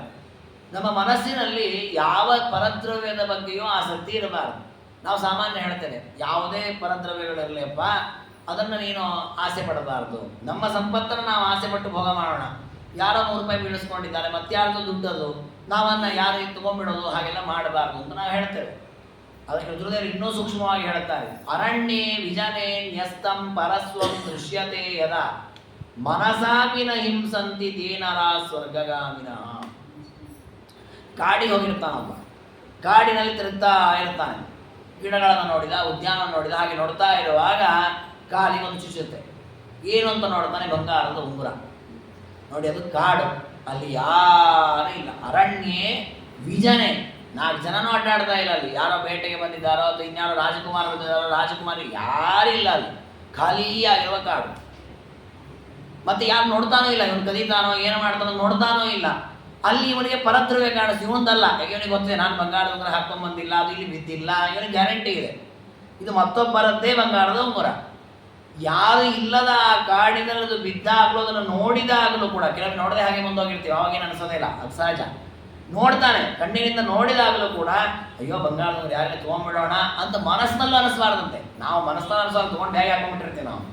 ಅದು ಮಹಾಭಾರತ ಹೇಳುತ್ತೆ, ಹಾಗೆ ಯಾರು ಇಲ್ಲದ ಅರಣ್ಯದಲ್ಲಿ ಮತ್ತೊಬ್ಬರ ದ್ರವ್ಯ ಬಿದ್ದದ್ದನ್ನು ನೋಡಿದಾಗಲೂ ಮನಸಾಪಿನ ಹಿಂಸಂತಿ, ಮನಸ್ಸಿನಿಂದಲೂ ಕಿಂಚಿತ್ತು ಅದ್ರ ಬಗ್ಗೆ ಆಸೆ ಯಾರಿಗೆ ಹುಟ್ಟಲ್ಲ ನೋಡಿ, ಅವನು ನಿಜವಾಗಿ ಮೋಕ್ಷಕರನಾಗ್ತಾನೆ. ಇದು ಪರದ್ರವ್ಯಗಳಲ್ಲಿ ತ್ಯಾಗ ಬುದ್ಧಿ ಇರುವಂಥ. ಯಾವ ಪದಾರ್ಥಗಳಲ್ಲಿ ಆಸಕ್ತಿ ಇರಲ್ಲ. ತೇನ ತ್ಯಕ್ತೇನ ಭುಂಜೀತಾ ಮಾಕೃತ ಕಸ್ಯ ಸಿದ್ಧನಂ ಉಪನಿಷತ್ತು ಹೇಳಿದೆ. ದೇವರು ಕೊಟ್ಟದ್ರಿಂದ ಆನಂದವಾಗಿರು, ಅದನ್ನು ಸಂತೋಷದಿಂದ ಎಷ್ಟು ಬೇಕಾದ ಅನುಭವಿಸು, ನಿನ್ನದಲ್ಲದನ್ನು ಎಂದು ನೀನು ಮುಟ್ಬೇಡ. ನೋಡಿ, ಈ ಶಿಕ್ಷಣವನ್ನು ನಾವು ನಮ್ಮ ಮಕ್ಕಳಿಗೆ ಕೊಟ್ಟಿದ್ರೆ ಇವತ್ತು ಒಬ್ಬನ ಕಳ್ಳಕಾಕರಿ ಸಮಾಜದಲ್ಲಿ ಇರ್ತಿರ್ಲಿಲ್ಲ. ನಾವು ಈ ಶಿಕ್ಷಣವನ್ನು ಕೊಡಲೇ ಇಲ್ಲ ನಮ್ಮ ಮಕ್ಕಳಿಗೆ ಹೇಗೆ ಬದುಕಬೇಕು ಅಂತ. ಮನಸಾಪಿನ ಹಿಂಸಂತಿ ತೇನರ ಸ್ವರ್ಗಗಾಮಿನಃ ಗ್ರಾಮೇ ಗೃಹೇ ವಾ ಯೇ ದ್ರವ್ಯಂ ಪಾರಕ್ಯಂ ವಿಜನೆ ಸ್ಥಿತಂ ನಾಭಿನಂದಂತಿ ವೈ ನಿತ್ಯಂ ತೇನರ ಸ್ವರ್ಗಗಾಮಿನಃ. ಇವತ್ತು ನೋಡಿ, ನಾವು 4 ಜನ ಸೇರುವ ಜಾಗಗಳಲ್ಲಿ, ಊರುಗಳಲ್ಲಿ, ಮನೆ ಮಂದಿಗಳಲ್ಲಿ ಎಲ್ಲಾದ್ರೂ ನಾವು ಇಟ್ಟ ಪದಾರ್ಥ ಇನ್ನೊಂದು 4 ದಿನ ಬಿಟ್ಟು ಬಂದು ನೋಡಿದ್ರಲ್ಲಿ ಇರುತ್ತಾ? ಅದು ಇರೋದಿಲ್ಲ. ಉದಾಹರಣೆ, ನಾನು ಯಾವುದೋ ಒಂದು ಅಂಗಡಿಗೆ ಹೋಗಿರ್ತೇನೆ, ಅಲ್ಲಿ ಏನೋ ಒಂದಿಷ್ಟು ಪದಾರ್ಥವನ್ನು ತೆಗೆದುಕೊಳ್ತಾ ಇರ್ತೇನೆ, ಮಿಸ್ ಆಗಿ ಅಲ್ಲೇ ಒಂದು 50 ರೂಪಾಯಿ ನೋಟ ಏನೋ ಇಟ್ಟು ಬಂದುಬಿಡ್ತೇನೆ. 2 ನಿಮಿಷ ಬಿಟ್ಟು ನಾವು ಮತ್ತೆ ಅಂಗಡಿ ಹೋಗ್ತೀವಲ್ಲ, ಆ ದನ ಇರೋದೇ ಇಲ್ಲ, ಯಾರೋ ತಗೊಂಡಿರ್ತಾರೆ. ಆಗ ಅವನೇನಂತ ನನಗೇನು, ಸರ್ ನೀವು ಹಾಗಿಟ್ಟೋದ್ರೆ ಹೇಗೆ, ನೀವು ತೊಗೊಂಡು ಹೋಗ್ಬೇಕಪ್ಪ, ಅದಕ್ಕೆ ನಾವು ಜವಾಬ್ದಾರಲ್ಲ ಅಂದರೆ ಕಳ್ಳತನ ಯಾರು ಮಾಡ್ತಾರೆ ಅಂತ ಇವತ್ತು ಹೇಳೋರು ಕೇಳೋರು ಯಾರು ಬೇಕಾದ್ರೆ ಕಳ್ಳತನ ಮಾಡ್ತಾ ಇದ್ದಾರೆ. ಅಂದರೆ ತಾತ್ಪರ್ಯದಲ್ಲಿ ಯಾರಿಗೂ ಆ ಭಯವೇ ಇಲ್ಲ. ಕಳ್ಳತನ ಅನ್ನೋದು ಮಹಾ ಪಾಪ, ಅದರಿಂದ ನಮಗೆ ದುಃಖ ಆಗತ್ತೆ, ನರಕ ಆಗತ್ತೆ, ಎಚ್ಚರವೇ ಇಲ್ಲ. ಕಳ್ಳತನ ಏನು ಯಾರು ನೋಡಿದ್ರೆ ಅಸಹ್ಯ ಆಗತ್ತೆ. ಸಮಾಜ ನೋಡಪ್ಪ ಅವನು 50 ರೂಪಾಯಿ ತಗೊಂಡ ಅಂತ ಆಡ್ಕೊಳ್ತಾರೆ. ನೋಡುವಾಗ ತಗೋಬಾರ್ದು. ನೋಡಿಲ್ವಾ ಎಷ್ಟು ಬೇಕಾದ್ರೆ ತೊಗೊಂಡು. ಗ್ರಾಮೇ ಗೃಹೇವಾಯೇ ದ್ರವ್ಯಂ ಪಾರಕ್ಯಂ ವಿಜನೇಸಿತಂ. ಅದು ಮನೆಯಲ್ಲಾಗಲಿ, ಹೊರಗಾಗಲಿ, ದೂರದಲ್ಲಾಗಲಿ, ಎಲ್ಲೇ ಆಗಲಿ ಮತ್ತೊಬ್ಬರ ದ್ರವ್ಯ ಅನ್ನೋದು ಏನೇ ಆಗಲಿ. ಕೆಲವೊಮ್ಮೆ ನಾವೇನು ಅನ್ಕೊಳ್ತೇವೆ ಅಂದರೆ, ಅಲ್ಲ ಅವರು ಬೇಡ ಅಂತಲೇ ಹೊರಗೆ ಹಾಕಿದ್ದಾರೆ ಅದನ್ನು, ಅವ್ರು ಹೊರಗಾಗಲಿ ನೀನು ತರಬೇಕಾದ್ರೆ ಹೇಳಿ ತರಬೇಕಲ್ಲ. ಯಾವ್ದು ಬೇಡ ಅಂತ ಹಾಕಿದ್ದಾರೆ ನಿಜ, ನೀನು ಕೇಳಿ ತಂದ್ಯೋ ಹಾಗೆ ತಂದ್ಯೋ, ನಾವು ಹೇಳದೆ ಕೇಳದೆ ತರ್ತೇವೆ, ಅದು ಮಹಾಪಾಪವಾಗುತ್ತೆ. ಕೆಲವೊಮ್ಮೆ ಹಾಗೆ ನಾನು ಬಹಳ ಕಡೆ ನೋಡಿದ್ದೇನೆ. ಎಷ್ಟೋ ಪದಾರ್ಥಗಳು ಅವ್ರಿಗೆ ಬೇಕಾಗಲ್ಲ, ಅವ್ರನ್ನ ಬೇಡ ಅಂತ ಇಟ್ಟಿರ್ತಾರೆ. ಇವ್ರದನ್ನು ಗಮನಿಸ್ತಾ ಇರ್ತಾರೆ, ಅವ್ರು ಬೇಡ ಅಂತ ಇಟ್ಟಿರೋದನ್ನು ಗಮನಿಸ್ತಾ ಇರ್ತಾರೆ. 4 ದಿನ ಅವರೆಲ್ಲ ಊರಿಗೆ ಹೋಗಿರ್ತಾರೆ, ಅವರನ್ನೆಲ್ಲ ಎತ್ಕೊಂಡ್ಬಿಡ್ತಾರೆ. ಅವ್ರು ಬಂದಮೇಲೆ ಅವರು ಅದನ್ನೇನು ಕೇಳಿದ್ರೆ ಯಾಕಂದ್ರೆ ಅವ್ರಿಗೆ ಬೇಕಾಗೇ ಇರಲ್ಲ. ಅದು ಆಯ್ತು ಅವ್ರು ಆರಾಮಾಗಿ ಇರ್ತಾರೆ. ಇವನು ಅವ್ರು ಹೇಗೆ ಕೇಳಿಲ್ಲ ಅಂತ ಇವನ ಪಾಟಿಗೆ ಅದನ್ನೆಲ್ಲ ಉಪಯೋಗ ಮಾಡ್ಕೊಳ್ತಾನೆ. ಅದು ಇವನಿಗೆ ಪಾಪ ಬರುತ್ತೆ. ಯಾಕೆ ಅಂದರೆ ಅವ್ರು ಬೇಡ ಅಂತ ಎತ್ತಿಟ್ರು, ನೀನು ತಗೊಂತೀನಿ ಅವ್ರು ಕೊಟ್ಟಿಲ್ಲ ಅಲ್ವಾ. ಹಾಗಾಗಿ ಪರದ್ರವ್ಯವೇ. ಪರದ್ರವ್ಯ ಅನ್ನುವಂಥದ್ದು ಅತ್ಯಲ್ಪವಾಗಿದೆ. ಅದೊಂದು ಸಣ್ಣ ಗೋಮಯವಾಗಿರಲಿ, ಬಂಗಾರದ ಉಂಗುರವಾಗಲಿ, ಅಡಿಕೆಯಾಗಲಿ, ವಿಳೆದೆಲೆ ಆಗಲಿ, ಹೂವು ಆಗಲಿ, ಹಣ್ಣಾಗಲಿ, ಏನೇ ಆಗಲಿ ಮತ್ತೊಬ್ಬರ ದ್ರವ್ಯ ಅಂತಂದ್ರೆ ಎಂದೂ ಕೂಡ ಅದನ್ನು ನಾವು ಮುಟ್ಟಬಾರದು. ಅಂಥದ್ರಲ್ಲಿ ಬ್ರಾಹ್ಮಣರ ದ್ರವ್ಯವನ್ನು, ನಾವು ದಾನ ಮಾಡಿದ ದ್ರವ್ಯವನ್ನು ಎಂದೆಂದೆಂದೆಂದೆಂದೂ ಮುಟ್ಟಬಾರ್ದು. ಅದನ್ನು ಬ್ರಹ್ಮಸ್ವ ಅಂತ ಕರೀತಾರೆ. ಇನ್ನು ದೇವರ ಹುಂಡಿಗೆ ಹಾಕಿದ ದುಡ್ಡನ್ನು, ದೇವರ ನೈವೇದ್ಯಕ್ಕೆ, ದೇವರ ಪೂಜೆಗೆ ಅಂತ ಭಕ್ತರು ಕೊಟ್ಟಂತಹ ಧನವನ್ನು ಮುಟ್ಟಿದ್ರೆ ಅದಂತೂ ಅಂದಂತ ಮಸಿಗೆ ಕರ್ಕೊಂಡು ಹೋಗಲ್ಲ. ಅದಕ್ಕೆ ನಮ್ಮದೊಂದು ಸುಭಾಷಿತ ಇದೆ, ನವಿಷಂ ವಿಷಮಿತ್ಯಾವು ಬ್ರಹ್ಮಸ್ವಂ ವಿಷಮುಚ್ಯತೆ. ವಿಷವನ್ನು ವಿಷ ಅಂತ ಕರೆಯೋದೇ ಇಲ್ಲಂತೆ. ಯಾವುದು ಬ್ರಹ್ಮಸ್ವ ಇದೆ, ಬ್ರಾಹ್ಮಣರು ಅಥವಾ ವೇದಾದಿಗಳನ್ನು ಅಧ್ಯಯನ ಮಾಡಲಿಕ್ಕೆ, ಅದರ ಪಾಠ ಪ್ರವಚನಕ್ಕೆ ಅನುಕೂಲವಾಗಲಿ ಅಂತ ಇಟ್ಟ ನಿಧಿ, ಅಥವಾ ಶಾಸ್ತ್ರಗಳ ವಿದ್ವಾಂಸರ ಪೋಷಣೆಗಾಗಿ ಇಟ್ಟ ನಿಧಿ, ಅಥವಾ ದೇವರ ಪೂಜೆ, ದೇವರ ದೀಪ, ದೇವರ ಆರಾಧನೆ, ದೇವರ ಉತ್ಸವಾದಿಗಳಿಗೆ ಅಂತ ಇಟ್ಟಂತಹ ಧನ, ಇದನ್ನು ಯಾರು ಅಪಹಾರ ಮಾಡ್ತಾನೋ ಅವನ ಬ್ರಹ್ಮಸ್ವವನ್ನು ಅಪಹಾರ ಮಾಡಿದವನು ಅಂತಾರೆ. ಅದು ನಿಜವಾದ ವಿಷ. ನಾವು ಹಾವು ಕಚ್ಚಿದ ವಿಷ ಆಯಿತು, ಆ ಪದಾರ್ಥದಿಂದ ವಿಷ ಆಯಿತು, ಅದು ಯಾವುದು ವಿಷವೇ ಅಲ್ಲ. ಸುಭಾಷಿತ ಹೇಳುತ್ತೆ, ವಿಷ ಅಂದರೆ ಯಾವುದು ಗೊತ್ತಾ? ಬ್ರಹ್ಮಸ್ವ, ಪರಮಾತ್ಮನಿಗೆ ಸಂಬಂಧಪಟ್ಟ ದ್ರವ್ಯ ಏನಿದೆ, ಧನ ಆಗಿರ್ಬೋದು, ಬಂಗಾರ ಆಗಿರ್ಬೋದು, ಏನೇ ಆಗಿರ್ಬೋದು, ದೇವರಿಗೆ ಸಂಬಂಧಪಟ್ಟ ಪದಾರ್ಥವನ್ನು ಕಿತ್ಕೊಳ್ಳೋದು ಏನಿದೆಲ್ಲ, ಇದನ್ನು ದೊಡ್ಡ ವಿಷ ಅಂತ ಹೇಳ್ತಾರೆ. ಯಾಕೆ ಅಂದರೆ ವಿಷಂ ಏಕಾಕಿ ನಮ್ಮ ಹಂತಿ ಬ್ರಹ್ಮಸ್ವಂ ಪುತ್ರ ಪೌತ್ರಕಂ. ವಿಷವನ್ನು ಯಾರಾದರೂ ಕುಡಿದ, ವಿಷ ಪದಾರ್ಥವನ್ನು ತಿಂದ, ಹಾವು ಕಚ್ಚಿದ್ದು, ಏನೋ ಆಯಿತು ಅಂತ ಇಟ್ಕೊಳ್ಳಿ, ಆ ವಿಷ ಯಾರಿಗೆ ಸಿಕ್ಕಿದೆ ಅವನು ಮಾತ್ರ ನಾಶ ಆಗ್ತಾನೆ. ಬ್ರಹ್ಮಸ್ವವನ್ನು ತೆಗೆದುಕೊಂಡ, ದೇವರ ದ್ರವ್ಯವನ್ನು, ಬ್ರಾಹ್ಮಣರ ದ್ರವ್ಯವನ್ನು ಅಪಹಾರ ಮಾಡಿದ, ಕಳ್ಳತನ ಮಾಡಿದ, ಅವರ ಸಂಪತ್ತನ್ನು ಕಸಿದುಕೊಂಡ ಅಂತಾದರೆ ಅವನು, ಅವನ ಹೆಂಡತಿ, ಅವನ ಮಕ್ಕಳು, ಅವನ ಮೊಮ್ಮಕ್ಕಳು, ಮನೆ ಮಕ್ಕಳು, ಇಡೀ ವಂಶವೇ ಹಾಳಾಗಿ ಹೋಗುತ್ತೆ. ಹಾಗೆ ಎಂದೆಂದೂ ಕೂಡ ಇದಕ್ಕೆ ದೃಷ್ಟಾಂತ ಯಾರು? ದುರ್ಯೋಧನಾದಿಗಳೇ. ನೋಡಿ, ಅವರು ಹುಟ್ಟಿದ್ದು ಕುರುಕುಲದಲ್ಲಿ, ಧೃತರಾಷ್ಟ್ರನ ಮಕ್ಕಳಾಗಿ ವೇದವ್ಯಾಸ ದೇವರ ಅನುಗ್ರಹದಿಂದ ಹುಟ್ಟಿದವರು. ಯಾಕೆ 100 ಜನರನ್ನು ಮಡಿಕೆಯಲ್ಲಿಟ್ಟು ಬದುಕಿಸಿದ ವೇದವ್ಯಾಸ ದೇವರೇ. ಪಿಂಡಗಳಾಗಿ ಕೆಳಗೆ ಬಿದ್ದಿರ್ತವೆ, ರಕ್ತದ ಪಿಂಡಗಳಾಗಿ. ಅಂತಹ ವೇದವ್ಯಾಸ ಅನುಗ್ರಹದಿಂದ ಹುಟ್ಟಿಯೂ ಕೂಡ ನಿಷ್ಕಾರಣದಿಂದ ನಿಷ್ಕರುಣಿಗಳಾಗಿ ಪಾಂಡವರ ಸಂಪತ್ತನ್ನು ಕಸಿದುಕೊಂಡು ದೇವರನ್ನ, ನಿಮ್ಮ ವಂಶದವರು ಒಂದು ಕ್ಷಣವೂ ಇಲ್ಲಿ ಉಳಿಬಾರದು ಅಂತೇಳಿ 100ಕ್ಕೆ 100 ಜನರನ್ನು ಕೊಲ್ಲಿಸಿದ. ಎಷ್ಟರ ಮಟ್ಟಿಗೆ ಆ ದುರ್ಯೋಧನಾದಿ ಅಣ್ಣ ತಮ್ಮಂದಿರ ಒಬ್ಬ ಮಕ್ಕಳು ಉಳಿದಿಲ್ಲ ಸಮಾಜದಲ್ಲಿ. ಕೊನೆಗೆ ಆ ಕುರುಕುಲವನ್ನು ರಕ್ಷಣೆ ಮಾಡಿದ್ದು ಪಾಂಡವರ ವಂಶಸ್ಥರೇ. ಅಭಿಮನ್ಯುವಿನ ಮಗ ಪರೀಕ್ಷಿತ, ಜನಮೇಜಯ ಅವರ ವಂಶಸ್ಥರು ಮುಂದೆ ರಕ್ಷಣೆ ಮಾಡಿಕೊಂಡು. ಹಾಗಾಗಿ ಬ್ರಹ್ಮಸ್ವ ಅನ್ನೋದೇನಿದೆ, ಬ್ರಾಹ್ಮಣರ ಸಂಪತ್ತು ಅಥವಾ ದೇವರ ಪೂಜಾರಿಗಳಿಗಾಗಿ ಉತ್ಸವಾದಿಗಳಿಗೆ ಇಟ್ಟಿರತಕ್ಕ ಸಂಪತ್ತೇನಿದೆ, ಅದನ್ನು ಎಂದೂ ಕೂಡ ನಾವು ಮುಟ್ಟಬಾರದು. ಅದನ್ನು ಯಾರು ಮುಟ್ಟುತ್ತಾನೋ ತೇ ನರಾಹ ನರಕಗಾಮಿನಃ. ತಥೈವ ಪರದಾರಾಣಿಯೇ ಕಾಮವೃತ್ತಾನ್ ರಹೋಗ್ರತಾನ್ ಮನಸಾಪಿ ನ ಹಿಂಸಂತಿ ತೇ ನರಾ ಸ್ವರ್ಗಗಾಮಿನಃ. ಇನ್ನು ಪರಸ್ತ್ರೀಯರನ್ನ ಅತ್ಯಂತ ಗೌರವದಿಂದ ತಾಯಿಯಂತೆ, ಅಕ್ಕ ತಂಗಿಯರಂತೆ ಕಾಣ್ತಾ ಯಾರು ಅವರಲ್ಲಿ ಯಾವತ್ತೂ ಕೂಡ ಕೆಟ್ಟ ಆಲೋಚನೆ ಮನಸ್ಸಿನಲ್ಲಿ ಮಾಡಲು. ಕೆಲವೇ ಬಾಯಿಂದ ನಾವು ಅಕ್ಕ ತಂಗಿ ಅಂತ ವ್ಯವಹಾರ ಮಾಡ್ತಿರ್ತೇವೆ, ಮನಸ್ಸಿನಲ್ಲಿ ಕೆಟ್ಟ ಕಾಮಗಳಿರುತ್ತೆ. ಆ ರೀತಿಯ ಕಾಮ ಇತ್ತು ಅಂದ್ರೆ ಅವ್ರು ನರಕಕ್ಕೆ ಹೋಗ್ತಾರೆ. ಕೆಟ್ಟ ಕಾಮನೆ ಎಂದೂ ಕೂಡ ಮನಸ್ಸಿನಲ್ಲಿ ಬರಬಾರದು. ಅವರು ಕೂಡ ನರಕವನ್ನು, ಸ್ವರ್ಗವನ್ನು ಹೊಂದುತ್ತಾರೆ. ಶತ್ರುಂ ಮಿತ್ರಂಚ ಯೇ ನಿತ್ಯಂ ತುಲ್ಯೇನ ಮನಸಾ ನರಾ ಭಜಂತಿ ಮೈತ್ರಾ ಸಂಗಮ್ಯತೆ ನರಾ ಸ್ವರ್ಗಗಾಮಿನ. ಬಹಳ ಕಷ್ಟ ಇವೆಲ್ಲ. ಶತ್ರುವಾಗಲಿ ಮಿತ್ರವಾಗಲಿ ಒಂದೇ ರೀತಿಯ ಭಾವನೆ ಇರಬೇಕು. ಇದನ್ನು ಬಾಯಿಂದ ನಾವು ಅಂತೇಬೇಕಾದ್ರೆ, ಉದಾಹರಣೆ ನಮ್ಮ ಜೊತೆಗೆ ನಮ್ಮ ಆತ್ಮೀಯ ಮಿತ್ರ ಒಬ್ಬ ಬಂದ, ನಗ್ತೇವೆ, ಮಾತನಾಡಿಸ್ತೇವೆ, ಕೂತು ಅಂತೆಲ್ಲ ಮಾತ್ರ ವ್ಯವಹಾರ ಮಾಡ್ತೇವೆ. ನಮ್ಮ ಶತ್ರುಗಳ ಬಂದರು, ನಮ್ಮನ್ನು ದ್ವೇಷ ಮಾಡೋರು ಯಾರೋ ಎದುರಾಗ್ಬಿಟ್ರು. ನಮಗೆ ಸಹಜವಾಗಿ ಅವ್ರ ಮೇಲೆ ಕೋಪ, ದ್ವೇಷ ಎಲ್ಲ ಇತ್ತು. ಮಹಾಭಾರತ ಕೇಳಿದ್ವಿ, ಓ ಹೌದಲ್ಲ, ಕೃಷ್ಣ ಹೇಳಿದ್ದಾನೆ ಶತ್ರು ಮಿತ್ರ ಎಲ್ಲರನ್ನು ಸಮಾನವಾಗಿ ಕಾಣು ಅಂತ ಹೇಳಿದ್ದಾನೆ. ಆಯ್ತು ಬಂದ್ರೆ ಏ ಶತ್ರು ನೀನು ಬಾರಪ್ಪ, ಶತ್ರುನಲ್ಲ ಅವನ ಹೆಸರಲ್ಲಿ ಕರಿತೇವೆ, ಬಾರಪ್ಪ ನೀನು ಬಾ ಅಂತ ಕೂಡಿಸ್ತೇವೆ, ಮಾತಾಡೋದೆಲ್ಲ ಮಾಡ್ತೇವೆ, ನಾಟಕವಾಗಿ ಮಾಡ್ತೇವೆ. ಮನಸ್ಸಿನಲ್ಲಿ ಅವನು ಹೋದ್ಮೇಲೆ ನೋಡು ಕರೆದು ಕೂಡ ಹೇಗೆ ಬಂದು ಕೂತ್ಕೊಂಡ, ಅವನಿಗೆ ಚೂರಾದ ಮನಸ್ಸಿದ ನನ್ನ ಬಗ್ಗೆ ಎಷ್ಟೆಲ್ಲ ಆಡ್ಕೊಂಡಿದ್ದ ಅವತ್ತು, ನೂರಾರು ಅವನ ಬಗ್ಗೆ ಕೆಟ್ಟದಾಗ ಆಲೋಚನೆ ಮಾಡ್ತೀವಿ. ಮಿತ್ರನ ಬಗ್ಗೆ ಆ ರೀತಿ ಇರಲ್ಲ, ಯಾಕೆ ಅವನ ಬಗ್ಗೆ ಅವನ ಕೂತಿದ ಬಗ್ಗೆ ಸಂತೋಷವೇ ಇದೆ. ಅವ್ನು ಎದ್ದು ಹೋದ್ಮೇಲೆ ಅವ್ನಿಗೇನು ಅನ್ನಲ್ಲ, ನಾವು ನಮ್ಮನ್ನು ಯಾರು ಕಂಡ್ರೆ ಆಗಲ್ಲ ಅಂತವ್ನು ಎದುರಿಗೆ ನಗ್ತಾ ನಗ್ತಾ ಮಾತಾಡ್ತಿರ್ತೇವೆ, ಒಳಗೊಳಗೆ ಅವ್ರನ್ನ ಬೈಕೊಳ್ತೇವೆ. ಅದಕ್ಕೆ ಹೇಳ್ತಾರೆ ಮನಸ ತುಲ್ಯೇನ ನರಃ. ಶತ್ರುವಿನ ವಿಷಯದಲ್ಲೂ ಮನಸ್ಸಿನ ಭಾವನೆ ಒಂದೇ ರೀತಿ, ಮಿತ್ರನ ವಿಷಯದಲ್ಲೂ ಮನಸ್ಸಿನ ಭಾವನೆ ಒಂದೇ ರೀತಿ. ಇದನ್ನು ನಾವು ಧರ್ಮರಾಜರಲ್ಲಿ ಕಾಣ್ತೇವೆ. ಧರ್ಮರಾಜರು ದುರ್ಯೋಧನಾದಿಗಳು ತಮ್ಮ ಹತ್ರ ಎಲ್ಲ ರೀತಿ ತೊಂದರೆ ಕೊಟ್ಟಿದ್ದಾರೆ. ತಮಗೆ ಅರಗಿನ ಮನೆಯಲ್ಲಿ ಸುಡೋ ಕೆಲಸ ಮಾಡಿದರು, ಭೀಮನಿಗೆ ವಿಷವನ್ನು ಕೊಟ್ಟು ಕೊಲ್ಲೋ ಕೆಲಸ ಮಾಡಿದರು, ಆಮೇಲೆ ರಾಜ್ಯವನ್ನು ಕಸಿದುಕೊಂಡ್ರು, ಜೂಜಿನಲ್ಲಿ ಆಟವಾಡಿ ಮೋಸ ಮಾಡಿ ಎಲ್ಲ ಕಸ್ಕೊಳ್ಳೋದ್ರಿಂದ ದ್ರೌಪದಿ ವಸ್ತ್ರಾಪಹರಣ ಮಾಡಿ ಅನ್ಯಾಯ, ಹೀಗೆ ಅನೇಕ ಸಾಲ ಅನ್ಯಾಯ ಮಾಡಿದ್ದಾರೆ ದುರ್ಯೋಧನ. ಇಷ್ಟು ಮಾಡಿದರೂ ಕೂಡ ಗಂಧರ್ವರು ದುರ್ಯೋಧನದಿಂದ ಯುದ್ಧ ಮಾಡ್ಲಿಕ್ಕೆ ಬಂದಾಗ ಧರ್ಮರಾಜರಂತಾರೆ ನಾವು 105 ಜನ ಅಂತ ಹೇಳ್ತಾರೋ, ನಾವು ಅಣ್ಣತಮ್ಮಂದು 105 ಜನ, 100 ಜನ, 5 ಜನ ಅಲ್ಲ ನಾವು ಪಾಂಡವರು, 105 ಜನ. ಅಂದರೆ ಮನಸ್ಸಿನಿಂದಲೂ ಕೂಡ ಶತ್ರುವಿನಲ್ಲಿ ಮಿತ್ರಭಾವವೇ ಇದೆ ಅವರಿಗೆ. ಇವನು ಶತ್ರು, ಇವನು ದ್ವೇಷಿ, ಆ ಭಾವನೆಯೇ ಇಲ್ಲ. ವಸ್ತುತಃ ಅದು ದುರ್ಯೋಧನಾದಿಗಳ ವಿಷಯದಲ್ಲಿ ತಪ್ಪಾಗತ್ತೆ. ಯಾಕೆಂದ್ರೆ ಅವನು ಕಲಿ ಅಧರ್ಮ ಮಾಡಿದ, ಅವನಿಗೆ ಅಷ್ಟು ಕ್ಷಮಾಗುಣ ತಾಳಬಾರದು ಸರಿ. ಅದು ನಾವು ಧರ್ಮರಾಜರ ಭಾವನಾ ದೃಷ್ಟಿಯಿಂದ ನೋಡಿದರೆ ಇದು ದೈವೀ ಗುಣ. ಎಂಥವನ ವಿಷಯದಲ್ಲಿಯೂ ಮಾನಸಿಕವಾಗಿ ಯಾವುದೇ ವಿಧವಾದಂತಹ ಕೆಟ್ಟ ಆಲೋಚನೆ ಬಾರದಂತೆ ಬದುಕುವಂತಹದ್ದೇನಿದೆ ಇದು ಸ್ವರ್ಗ ಸಾಧನ. ಶ್ರುತವಂತೋ ದಯಾವಂತ ಶುಚಯ ಸತ್ಯಸಂಗರಾಃ ಸ್ವೈರರ್ಥೈ ಪರಿಸಂತುಷ್ಟಾಸ್ತೆ ನರಾ ಸ್ವರ್ಗಗಾಮಿನಃ. ಮೋಕ್ಷವನ್ನು ಹೊಂದಲಿಕ್ಕಿರತಕ್ಕ ಮಾರ್ಗಗಳು ಶ್ರುತವಂತಹ ದಯಾವಂತಹ. ಶ್ರವಣವನ್ನು ಚೆನ್ನಾಗಿ ಮಾಡಿರ್ಬೇಕಂತ ಅವರಿಗೆ ಮೋಕ್ಷ ಆಗತ್ತೆ. ಶ್ರುತವಂತಹ ಒಳ್ಳೆಯ ಶ್ರವಣ ಸಂಪತ್ತಿ ಬೇಕು, ಕೇಳ್ತಾ ಇರಬೇಕು. ಎಷ್ಟು ಬಾರಿ ಕೇಳಿದ್ರು ಕೂಡ ಮತ್ತೆ ಮತ್ತೆ ಪರಮಾತ್ಮನ ಹೊಸ ಹೊಸ ವಿಷಯಗಳು ಗೊತ್ತಾಗ್ತಾ ಹೋಗುತ್ತೆ. ಅದನ್ನು ಕೇಳಿ ತಿಳಿದುಕೊಂಡು ಅದನ್ನು ಅನುಷ್ಠಾನ ಮಾಡಬೇಕು. ಆಗ ನಾವು ನಿಜವಾಗಿ ಶ್ರೋತೃಗಳು.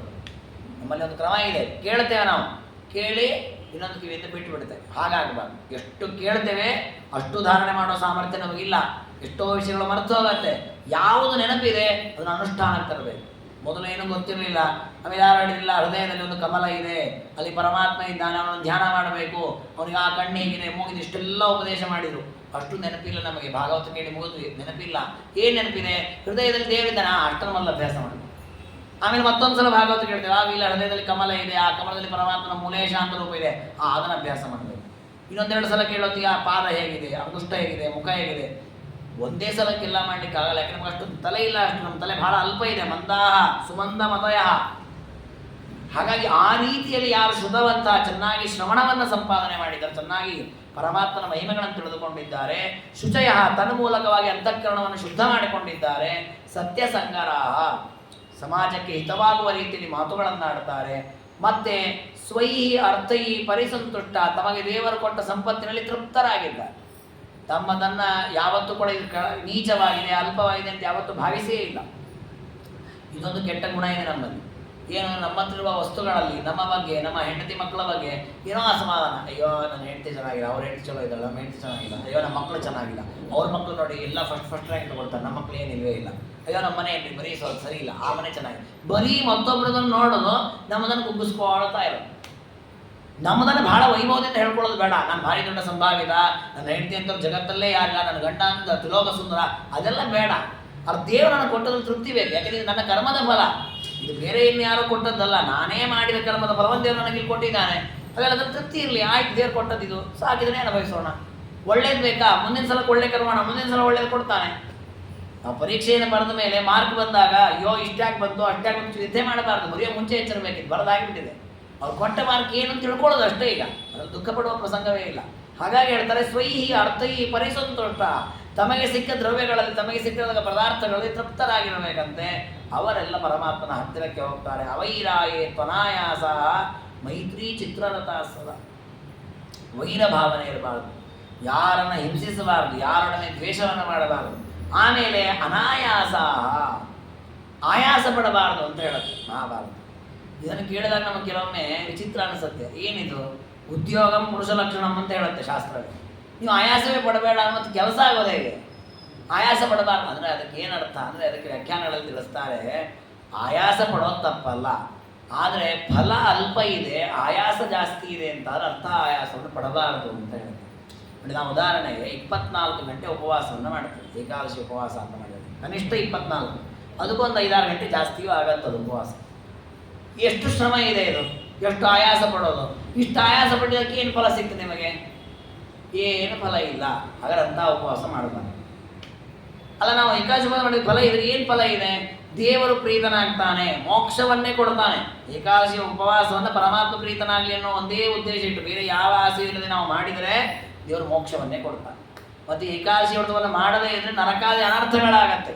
ಹೀಗೆ ಮಾಡದೇ ಇದ್ರೆ ಪಾಪ ಇದೆ, ಮಾಡಿದಕ್ಕೆ ಇಷ್ಟು ಮಹತ್ತರವಾದ ಪುಣ್ಯ. ಎಷ್ಟು ದೊಡ್ಡ ಪುಣ್ಯ ಅಂತಂದರೆ ಗಂಗಾದಿ ಸಕಲ ತೀರ್ಥಗಳಲ್ಲಿ ಸ್ನಾನ ಮಾಡಿದ ಫಲ, ಅಶ್ವಮೇಧಾದಿ ಯಾಗಗಳನ್ನು ಮಾಡಿದ ಫಲ, ಅದು ಎಷ್ಟು ಒಂದಲ್ಲ 100 ಅಶ್ವಮೇಧ ಯಾಗ ಮಾಡಿದ ಫಲ ಒಂದು ಏಕಾದಶಿ ಉಪವಾಸ ಮಾಡಿದರೆ ಬರುತ್ತೆ. ಹಾಗಾದ್ರೆ ನೋಡಿ, ನಾವು ಅಷ್ಟು ಫಲವನ್ನು ಪಡಿತೇವೆ ಅಂದರೆ 24 ಗಂಟೆ ಉಪವಾಸ ಮಾಡಿ ದೇಹದಂಡನೆ ಮಾಡಿ ಆಯಾಸ ಮಾಡ್ತೇವಲ್ಲ, ಏನು ತಪ್ಪಿಲ್ಲ, ಅವಶ್ಯವಾಗಿ ಮಾಡಿ, ಏನು ತಪ್ಪಿಲ್ಲ. ಇದನ್ನು ಶಾಸ್ತ್ರ ಹೇಳಿ. ನೀನು ಆಯಾಸವನ್ನು ಪಡು, ಅದರಿಂದ ಫಲವೂ ದೊಡ್ಡದು ಬರಬೇಕು. ಈಗ ನೋಡಿ, ನಾವು ಕೆಲವೊಮ್ಮೆ ಉಪವಾಸ ಇರ್ತೇವೆ, ಬೆಳಗ್ಗೆಯಿಂದ ಮಧ್ಯಾಹ್ನ ತನಕ ಉಪವಾಸ. ಯಾಕೆ? ಮನೆಯಲ್ಲಿ ದೇವರ ಪೂಜೆ ಇದೆ, ಅಥವಾ ಸ್ವಾಮಿಗಳು ಬಂದು ಅವರ ಪಾದ ಪೂಜೆ ಮಾಡಿ ಅಥವಾ ಮುದ್ರಾಧಾರಣೆ ಮಾಡಿಸ್ಕೊಳ್ಳೋದಿದೆ, ಅಥವಾ ತಂದೆ ತಾಯಿ ತಾತಂದೆ ಯಾರೋ ಶ್ರಾದ್ದ ಇದೆ. ಹೀಗೆ ಯಾವುದೋ ಒಂದು ಸತ್ಕರ್ಮಕ್ಕೋಸ್ಕರ ಮಧ್ಯಾಹ್ನ ತನಕ ನಾನು ಉಪವಾಸ ಇದ್ದರೆ ಅದಕ್ಕೊಂದು ಅರ್ಥ ಇದೆ. ಏನಿಲ್ಲ, ಬೆಳಗ್ಗೆ ಪೂಜೆ ಎಲ್ಲ ಆಗೋಗಿದೆ, ಅಡುಗೆಯೂ ರೆಡಿ ಆಗಿದೆ, ಮಧ್ಯಾಹ್ನ ಏನೋ ಕಾರ್ಯಕ್ರಮ ಇಲ್ಲ, ಸುಮ್ಮನೆ ಏನೋ ಮೊಬೈಲ್ ನೋಡಿದೆ ಅಥವಾ ಫೋಟೋ ನೋಡಿದೆ ಅಥವಾ ಕ್ಯಾಮ್ರಾ ಆಟ ಆಡಿದೆ, ಏನೋ ಗೇಮ್ ಆಡಿದೆ, ಹೊರಗೆ ತಿರುಗಿ ಬಂದೆ, ಮಧ್ಯಾಹ್ನ 3-4 ಗಂಟೆಗೆ ಊಟ ಮಾಡಿದೆ. ಆದರೆ ಅಷ್ಟೊತ್ತನ ಉಪವಾಸ ಇದ್ನಲ್ಲ, ಆಯಾಸ ಪಡ್ಕೊಂಡಿದ್ನಲ್ಲ, ಇದು ಏನು ಫಲ ಇದಕ್ಕೆ? ಏನು ಫಲ ಇಲ್ಲ. ಇದನ್ನು ಹೇಳಿದ್ದಿಲ್ಲಿ ಅನಾಯಾಸ. ಇಂತಹ ರೀತಿಯಲ್ಲಿ ಯಾರು ಆಯಾಸವನ್ನು ಪಡ್ತಾರಲ್ಲ ಅವರೆಲ್ಲ ನರಕಕ್ಕೆ ಹೋಗ್ತಾರೆ. ಕೃಷ್ಣದೇವರ ಗೀತೆಯಲ್ಲಿ ಈ ಮಾತನ್ನು ಹೇಳ್ತಾನೆ. ತಾಮಸ ಜನರ ಪ್ರವೃತ್ತಿ ಹೇಗಿರುತ್ತೆ ಅಂತ ಹೇಳುವಾಗ ದೀರ್ಘಸೂತ್ರಿ ಅಂತ ಒಂದು ಮಾತನ್ನು ಹೇಳ್ತಾನೆ ದೇವರು. ಅಂದರೆ ಸರಳವಾಗಿ ಆಗುವ ಕೆಲಸವನ್ನು ಶ್ರಮಪಟ್ಟು ಮಾಡುವ ಕಾರ್ಯ ಇದಲ್ಲ, ಅಂಥವರೆಲ್ಲ ನರಕಗಾಮಿಗಳನ್ನು. ಅಂದರೆ ಸರಳವಾಗಿ ಆಗತ್ತೆ ಕೆಲವು ಕೆಲಸ, ಸುಲಭವಾಗಿ ಮಾಡ್ಕೋಬೋದು. ಅದು ಸುಮ್ಮನೆ ಶ್ರಮಪಟ್ಟು ದೀರ್ಘವಾಗಿ ಪ್ರಯತ್ನ ಮಾಡಿ ನಾನಾ ರೀತಿಯಲ್ಲಿ ಅದಕ್ಕೆ ಶ್ರಮಪಟ್ಟು ಮಾಡ್ತಾರಲ್ಲ, ಅಂಥವರೆಲ್ಲ ತಾಮಸ ಜನರು ಅಂತ ಕೃಷ್ಣ ಪರಮಾತ್ಮ ಬೈದಿದ್ದಾನೆ. ಅದಕ್ಕೆ ರುದ್ರದೇವರಂತಾರೆ, ಅನಾಯಾಸ, ಆಯಾಸವನ್ನು ಹೆಚ್ಚು ಪಡಬೇಡಿ, ಆಯಾಸ ಕಡಿಮೆ ಮಾಡಿಕೊಂಡು ಕೆಲಸ ಮಾಡಿ. ಅಂದರೆ ವ್ಯರ್ಥವಾದ ಆಯಾಸ ಪಡಬಾರದು ಅಂತ ಅರ್ಥ. ಸಾರ್ಥಕವಾಗುವ ಆಯಾಸ. ಉದಾಹರಣೆ ನೋಡಿ, ಒಂದು ತೆಂಗಿನಕಾಯಿ ಹೊಡಿಬೇಕು ಅಂತಂದರೆ ಜೋರಾಗಿ ಹೊಡಿಬೇಕದು, ಪೆಟ್ಟು ಕೊಟ್ಟರೆ ಅದು ತೆಂಗಿನಕಾಯಿ ಹೊಡಿಯುತ್ತೆ. ಆಯಾಸ ಪಡಬಾರ್ದು ಅಂತ ಹೇಳಿದ್ದಾರೆ. ಈ ಹೊಡಿಯೋದೇ ಇರ್ತೇನೆ. ಆಮೇಲೆ ನೀವು ರುಬ್ಬಬೇಕು, ದೋಸೆ ಹಿಟ್ಟೋ ಇಡ್ಲಿ ಹಿಟ್ಟೇನೋ, ಏಕಾದಶಿ ಎಲ್ಲ ಬೇರೆ ದಿವಸ ತಿನ್ನಲಿಕ್ಕೆ ರುಬ್ಬುತ್ತೀರಿ, ಚಟ್ನಿ ಮಾಡೋಕೆ ರುಬ್ಬಬೇಕು. ರುಬ್ಬುವಾಗ ಶ್ರಮ ಆಗುತ್ತಲ್ಲ, ಸುಮ್ಮನೆ ಹೀಗೆ ಅಂತ ಅದೇನು ಮೆತ್ತಗಾಗೋದೇ ಇಲ್ಲ, ಅದು ಇಷ್ಟ ಆಗೋದೇ ಇಲ್ಲ. ಹಾಗಾದರೆ ಅಲ್ಲಿ ಆಯಾಸ ಪಡಬೇಕು. ಯಾಕೆ? ಅದರಿಂದ ಫಲ ಇದೆ, ರುಚಿಯಾದ ಪದಾರ್ಥ ಸಿದ್ಧವಾಗುತ್ತೆ, ದೇವರ ನೈವೇದ್ಯ ಮಾಡಬೇಕು, ಫಲ ಇದೆ. ಫಲವೇ ಇಲ್ಲ. ಕೆಲವೊಮ್ಮೆ ಆಗತ್ತೆ ನೋಡಿ, ಮಾವಿನ ಪೂರ್ಣ ಮೇಲ್ತನಕ ಹತ್ತಾನೆ, ಮೇಲೆ ಹತ್ತಿ ನೋಡಿದ್ರೆ ಏನೋ ಕೆಂಪಾಗಿ ಹಣ್ಣಾಗಿ ನೋಡಿ, ಅದು ಕೆಂಪು ಎಲೆ ಮಾವಿನ ಎಲೆ, ಮತ್ತು ವಾಪಸ್ ಇಳಿತಾನೆ. ಹಾಗಾದ್ರೆ ಅಷ್ಟು ಹತ್ತಿದ್ದಕ್ಕೇನು ಬಂತು? ಏನು ಫಲ? ಈ ರೀತಿಯಲ್ಲಿ ಕೇವಲ ಶ್ರಮ ಆಗುವ ಕೆಲಸ ಏನಿದಲ್ಲ ಅಂಥದ್ದನ್ನು ಮಾಡಬಾರ್ದಂತೆ. ಇದನ್ನು ನಾವು ಅಭ್ಯಾಸ ಮಾಡಿಕೊಂಡಾಗ ಏನಾಗ್ತೀವಿ ಅಂದರೆ ಸಂಸಾರದಲ್ಲಿ ವ್ಯರ್ಥ ಕೆಲಸಗಳನ್ನೆಲ್ಲ ನಿಲ್ಲಿಸಿಬಿಡ್ತೇವೆ. ನಾವು ಸಂಸಾರದಲ್ಲಿ ಎಷ್ಟೋ ಕೆಲಸ ವ್ಯರ್ಥವಾಗಿ ಮಾಡ್ತಾ ಇರ್ತೇವೆ, ಅದರಿಂದ ಪುಣ್ಯ ಇಲ್ಲೇ ಇಲ್ಲ. ಕೇವಲ ಯಾವುದೋ ಚಾಪಲ್ಯಕ್ಕೆ ಅಂತ ಮಾಡ್ತೇವೆ, ಅದರಿಂದ ರೋಗವೂ ಬರುತ್ತೆ, ಪಾಪವೂ ಬರುತ್ತೆ, ಸುಮ್ಮನೆ ಆಯಾಸ, ದೇಹಕ್ಕೆ ಆಯಾಸವಾಗುತ್ತೆ. ಅಂಥ ಕೆಲಸಗಳನ್ನು ಬಿಡಬೇಕು. ವಸ್ತು ಇವತ್ತು ನಾವು ನೋಡೋದಾದರೆ ನಮ್ಮ ಪ್ರಾಚೀನ ಕಾಲದಲ್ಲಿ ಬೆಳಿಗ್ಗೆ ಎಲ್ಲ ಏನು ತಿಂತಾ ಇರಲಿಲ್ಲ, ಅವರು ಮಧ್ಯಾಹ್ನ ಊಟ ಮಾಡ್ತಾ ಇದ್ರು, ಮತ್ತು ರಾತ್ರಿ ಒಂದು ಬಾರಿ ಏನಾರು ಆಹಾರ ತೊಗೊಳ್ತಾ ಇದ್ರು, ಮಧ್ಯದಲ್ಲಿ ಏನು ಆಹಾರ ಸ್ವೀಕಾರ ಮಾಡ್ತಾ ಇರಲಿಲ್ಲ. ಇವತ್ತು ಹಾಗಲ್ಲ. ಪೇಪರ್ ಓದ್ತಾ ಇರ್ತಾನೆ, ಬಾಯಿಗೊಂದು ಏನಾದ್ರು ಬೇಕು, ಟಿ ವಿ ನೋಡ್ತಿರ್ತಾನೆ, ಬಾಯಿಗೊಂದು ಬೇಕು, ಹರಟೆ ಹೊಡಿತಿರ್ತಾನೆ, ಬಾಯಿಗೊಂದು ಬೇಕು. ನೋಡಿ, ವಸ್ತು ಎಲ್ಲ ಆಯಾಸ ಮಾಡೋ ನೋಡಿ, ಹಗಲು ರಾತ್ರಿ ಕೆಲಸ ಮಾಡ್ತಾನೆ ಇರೋ, ಅಡುಗೆ ಮಾಡಿ ಕೊಡ್ತಾನೆ ಇರೋ, ತಿಂತಾನೇ ಇರೋ, ಅದರಿಂದ ಜಾಡ್ಯ, ರೋಗ, ಎದ್ದು ಕೂಡ್ಲಿಕ್ಕಾಗಲ್ಲ, ಕೂತು ನಿಲ್ಲಿಕ್ಕಾಗಲ್ಲ. ಹಾಗಾದರೆ ಈ ರೀತಿ ನಾವು ರೋಗಕ್ಕೆ ಕಾರಣವಾಗುವ ಶ್ರಮವಾದ ಇಷ್ಟೆಲ್ಲ ವ್ಯಾಪಾರ ಮಾಡಿದ್ವಲ್ಲ, ಏನು ಸಿಕ್ತಿ, ಏನು ಫಲ ಏನು ಸಿಕ್ತು? ನಾವು ಅನ್ಕೊಂಡ್ಬಿಟ್ಟಿದ್ದೇವೆ, ಸುಖವಾಗಿದ್ದೀನಿ ರೀ, ದಿವಸ ಹೊತ್ತೊತ್ತಿಗೆ ತಿಂತಾ ಇದ್ದೀನಿ, ಅದು ಸುಖ ಅಲ್ವೇ ಅಲ್ಲಲ್ಲ. ಅದರಿಂದ ಸುಖವಾಗೋದಾದ್ರೆ ನೀನು ಮರುದಿವಸ ಕೇಳಬಾರ್ದಿತ್ತು, ಸುಖವಾಗಿದ್ದೀನಿ ಆನಂದವಿದ್ದು ಬಿಡಬೇಕಿತ್ತು, ಮರುದಿವಸ ಮತ್ತೆ ಬೇಕನ್ನಿಸುತ್ತೆ. ಹಾಗಾದ್ರೆ ಸುಖ ಅಲ್ಲ, ಅದು ಕೇವಲ ಆಕರ್ಷಣೆ. ಈ ರೀತಿಯ ಆಯಾಸ ಪಡುವವರಿಗೆ ಸ್ವರ್ಗ ಆಗಲ್ಲ, ನರಕವಾಗಲ್ಲ. ಮೈತ್ರಿ ಚಿತ್ತ ರಥಾಸದ, ಎಲ್ಲರನ್ನ ಮಿತ್ರಭಾವದಿಂದ ಕಾಣಬೇಕು, ಯಾರನ್ನು ದ್ವೇಷ ಮಾಡಬಾರದು, ಸರಳವಾಗಿ ಅವ್ರ ಜೊತೆ ವ್ಯವಹಾರ ಮಾಡಬೇಕು. ಅಂಥವರು ಸ್ವರ್ಗವನ್ನು ಹೊಂದುತ್ತಾರೆ. ಶ್ರದ್ಧಾವಂತಹ ಉಕ್ಷಾಶ್ಚೋ ಅಕ್ಷೋ ಜನಪ್ರಿಯ. ಮತ್ತೊಂದು ಮಾತನ್ನು ಹೇಳ್ತಾರೆ, ಶ್ರದ್ಧಾವಂತೋ ದಯಾವಂತಹ. ಶ್ರದ್ಧಾ ಇರಬೇಕಂತೆ, ದಯೆ ಇರಬೇಕಂತೆ, ಶುದ್ಧವಾದಂತಹ ಪ್ರವೃತ್ತಿ ಇರಬೇಕಂತೆ. ಅಂದರೆ ಯಾವುದಲ್ಲೂ ಅಶುಚಿಯಾಗಬಾರ್ದು, ಶುಚಿಯಾಗಿ ತಾನು ಕಾರ್ಯಗಳನ್ನು ಮಾಡಬೇಕು. ಅಂತಹ ವ್ಯಕ್ತಿ ತಾನು ನರಕವನ್ನು ಹೊಂದೋದಿಲ್ಲ, ಮೋಕ್ಷವನ್ನು ಹೊಂದುತ್ತಾನೆ. ಶುಭಾನಾಂ ಅಶುಭಾನಾಂಚ ಕರ್ಮಣಾಂ ಫಲಸಂಚಯೇ ವಿಪಾಕಜ್ಞಾಶ್ಚಯೇ ದೇವಿ ತೇನರ ಸ್ವರ್ಗಗಾಮಿನ. ಇನ್ನು ಕೆಲವೊಮ್ಮೆ ನಾವು ಮಾಡುವ ಕೆಲಸ ಒಳ್ಳೆಯದಾಗತ್ತೆ, ಕೆಲವೊಮ್ಮೆ ಅದು ಕೆಟ್ಟದಾಗತ್ತೆ. ಇದರ ಪರಿಜ್ಞಾನ ಇರಬೇಕಂತೆ. ಅವನು ಕೂಡ ನರಕಕ್ಕೆ ಅರ್ಹ ಅಲ್ಲ, ಸ್ವರ್ಗಕ್ಕೆ ಅರ್ಹನಾಗ್ತಾನೆ. ಕೆಲವೊಮ್ಮೆ ನಮಗೇನಾಗತ್ತೆ ಅಂದರೆ, ಸಾಮಾನ್ಯ ಹಿರಿಯರಾದವರ ಅಂತಹ ಇರಲ್ಲ, ಸಣ್ಣ ಸಣ್ಣವರಲ್ಲಿ ಆ ಪ್ರವೃತ್ತಿ ಇರುತ್ತೆ. ಅವ್ರು ಕೆಲಸ ಮಾಡ್ತಾ ಇರ್ತಾರೆ, ಅವರಿಗೆ ಅದರಿಂದ ಏನಾಗತ್ತೆ ಅನ್ನೋ ಮುಂದಿನ ಅರಿವು ಇರೋದಿಲ್ಲ. ಅಂದರೆ ನಾನು ಮಾಡ್ತಿರೋ ಕೆಲಸದಿಂದ ಕೆಟ್ಟದಾಗತ್ತೋ ಒಳ್ಳೆಯದಾಗತ್ತೋ ಆ ಆಲೋಚನೆಯೂ ಇಲ್ಲದೆ ಒಟ್ರಾಸಿ ಮಾಡ್ತಾ ಇರ್ತಾರೆ. ಅದರಿಂದ ಅವರಿಗೂ ತೊಂದರೆ, ಮನೆಯವರಿಗೂ ತೊಂದರೆ, ಸಮಾಜಕ್ಕೂ ತೊಂದರೆ ಆಗೋದಿರುತ್ತೆ. ಆ ರೀತಿಯ ವಿವೇಕವನ್ನು ಕಳ್ಕೊಂಡವರಿದ್ದಾರಲ್ಲ, ಅವ್ರು ಸ್ವರ್ಗಕ್ಕೆ ಹೋಗಲ್ಲ. ವಿವೇಕದಿಂದ ಇದು ಒಳ್ಳೆಯದು, ಇದು ನಮಗೆ ಹಿತ, ನಮ್ಮ ಕುಟುಂಬಕ್ಕೆ ಹಿತ ಅಂತ ವಿಚಾರ ಮಾಡಿ ಮಾಡ್ತಾರಲ್ಲ, ಅಂಥವರು ಕೂಡ ಮೋಕ್ಷಕ್ಕೆ ಅರ್ಹರಾಗ್ತಾರೆ. ನ್ಯಾಯೋಪೇತ ಗುಣೋಪೇತ, ನ್ಯಾಯ ಇರಬೇಕು, ಯಾರಿಗೂ ಮೋಸ ಮಾಡಬಾರದು, ಒಳ್ಳೆಯ ಗುಣಗಳನ್ನು ಮೈಗೂಡಿಸಿಕೊಳ್ಬೇಕು. ಸಮೋತ್ಥಾನ ಅನುಪ್ರಾಪ್ತ ತೇನರ ಸ್ವರ್ಗಗಾಯಿನ. ಸಮೋತ್ಥಾನ, ಉತ್ಥಾನ ಅಂದರೆ ಎದ್ದು ನಿಲ್ಲೋದು. ಅಂದರೆ ಯಾವುದೇ ಸತ್ಕರ್ಮಗಳನ್ನು ಮಾಡುವ ಪ್ರವೃತ್ತಿ ಬಂದಾಗ ತಾನು ಮೊದಲು ಎದ್ದು ನಿಲ್ಬೇಕು, ನಾನು ಮಾಡ್ತೇನೆ ಅಂತ. ಅದನ್ನು ಉತ್ಸಾಹ ಅಂತ ಕರೀತಾರೆ. ಅದಿರಬೇಕಂತ. ನಾವು ಕೆಟ್ಟದಕ್ಕೆ ಆ ಪ್ರವೃತ್ತಿ ಇರಬಾರ್ದು, ಸ್ವಾರ್ಥಕ್ಕೆ ಆ ಪ್ರವೃತ್ತಿ ಇರಬಾರ್ದು, ಪರೋಪಕಾರಕ್ಕಾಗಿ ಆ ಪ್ರವೃತ್ತಿ ಇರಬೇಕು. 4 ಜನಕ್ಕೆ ಸಹಕಾರ ಮಾಡೋದು, ಅಥವಾ ಸಮಾಜಕ್ಕೆ ನಾವು ಮಳೆ ಬರಬೇಕಾಗಿದೆ, ಎಷ್ಟೋ ವರ್ಷಗಳಿಂದ ಮಳೆಯೇ ಬಂದಿಲ್ಲ, ಹೌದಾಗ ನಾನು ಮಾಡ್ತೇನೆ, ಏನು ಮಾಡ್ಬೇಕು ಹೇಳಿ, ಏನದು ಯಜ್ಞ ಮಾಡಬೇಕಾ, ತಪಸ್ಸು ಮಾಡಬೇಕಾ, ಜಪ ಮಾಡಬೇಕಾ, ನಾನು ಮಾಡ್ತೇನೆ ಅಂತ ಆ ಉತ್ಸಾಹದಲ್ಲಿ ಧರ್ಮ ಕಾರ್ಯ ಮಾಡಲಿಕ್ಕೆ ಯಾರು ರತರಾಗಿರ್ತಾರೆ ಅವರೆಲ್ಲ ಮೋಕ್ಷವನ್ನು ಹೊಂದುತ್ತಾರೆ. ಶುಭೈ ಕರ್ಮಫಲ ಇರ್ದೇವಿ ಮಯೈತೆ ಪರಿಕೀರ್ತಿತ. ಹೀಗೆ ಅಂತೂ ಮನಸ್ಸಿನಿಂದ ಶುಭ ಕರ್ಮಗಳನ್ನು ಮಾಡಲಿಕ್ಕೆ ಪ್ರವೃತ್ತವಾದ ವ್ಯಕ್ತಿ ಏನಿರ್ತಾರೆ ಅವರೆಲ್ಲ ಮೋಕ್ಷವನ್ನು ಹೊಂದುತ್ತಾರೆ. ಯಾರು ಕೆಟ್ಟ ಆಲೋಚನೆಯಲ್ಲಿರ್ತಾರೋ ನರಕಗಾಮಿಗಳಾಗ್ತಾರೆ ಅಂತ.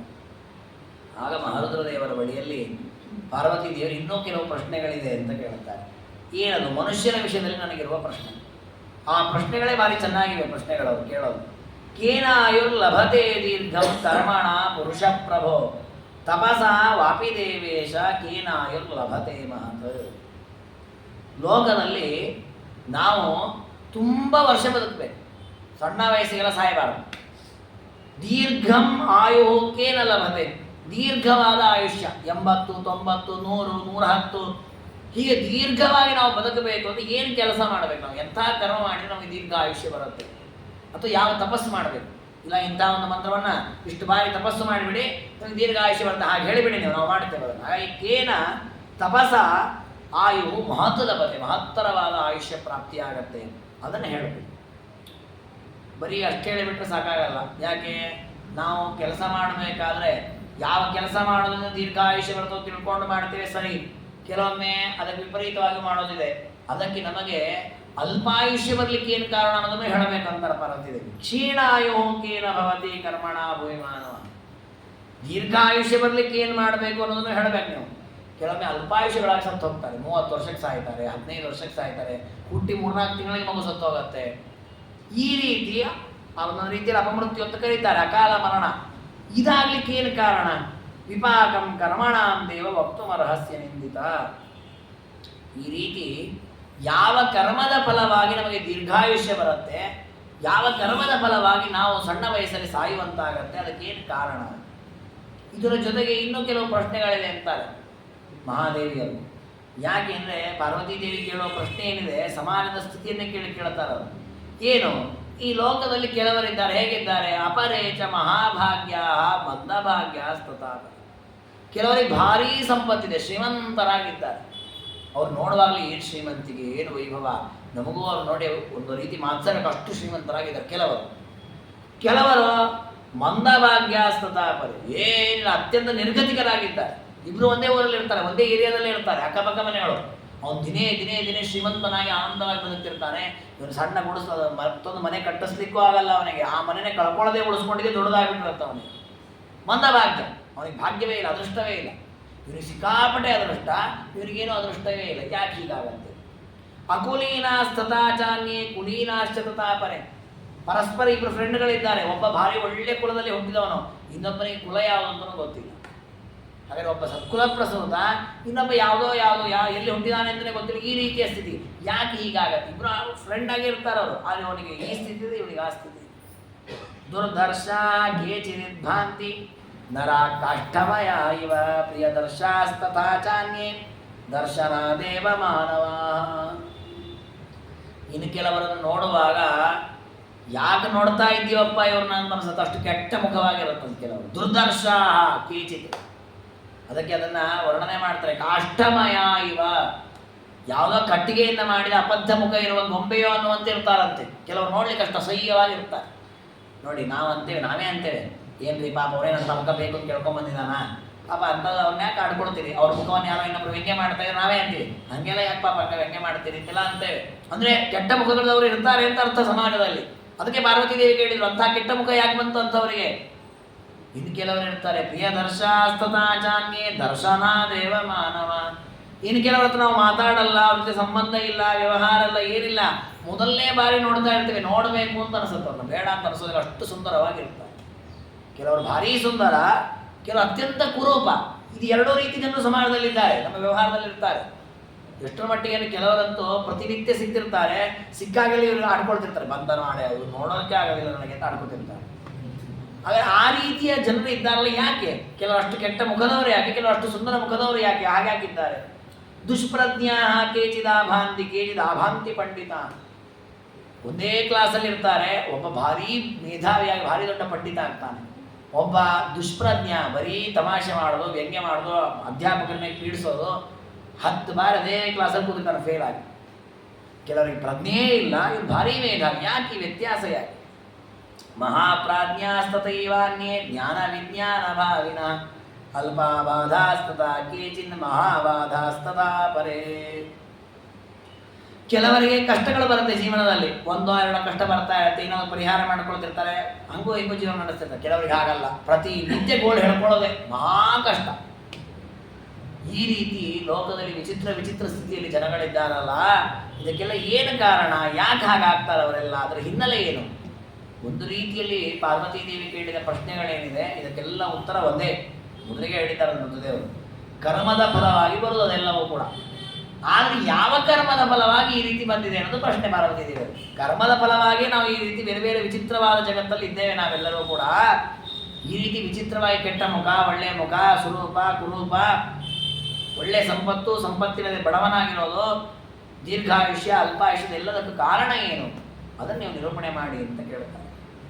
ಅದಕ್ಕೆ ಮೊದಲು ಪಾಪಕರ್ಮಗಳು ಯಾವುದು ಅಂತ ಹೇಳ್ತಾರೆ ರುದ್ರದೇವರು. ನರಕವನ್ನು ಹೊಂದಲಿಕ್ಕಿರುವ ಪಾಪಕರ್ಮಗಳು ಯಾವುದು ಅಂತ ಹೇಳಿ, ಅಂತಹ ಪಾಪಿಗಳು ಎಂಥ ಸ್ಥಿತಿಯಲ್ಲಿ ಹುಟ್ಟುತ್ತಾರೆ ಅಂತ ನಿರೂಪಣೆ ಮಾಡ್ತಾರೆ. ಪ್ರಾಣಾತಿಪಾತಿ ಯೋ ರೌದ್ರೋ ದಂಡ ಹಸ್ತೋದ್ಯತ ಸದ ನಿತ್ಯ ಮುದ್ಯತ ಶಸ್ತ್ರಶ್ಚ ಹಂತಿ ಭೂತಗಣಾಂ ನರಃ ನಿರ್ದಯ ಸರ್ವಭೂತಾನಾಂ ನಿತ್ಯ ಮುದ್ವೇಗಕಾರಕಃ ಅಪಿ ಕೀಟ ಪಿಪೀಲಾನಾಂ ಅಶರಣ್ಯ ಸುನಿರ್ಘೃಣಃ ಏವಂ ಭೂತೋ ನರೋ ದೇವಿ ನಿರಯಂ ಪ್ರತಿಪದ್ಯತೆ. ಯಾರು ಪ್ರಾಣಾತಿಪಾತಿ ಯೋ ರೌದ್ರ,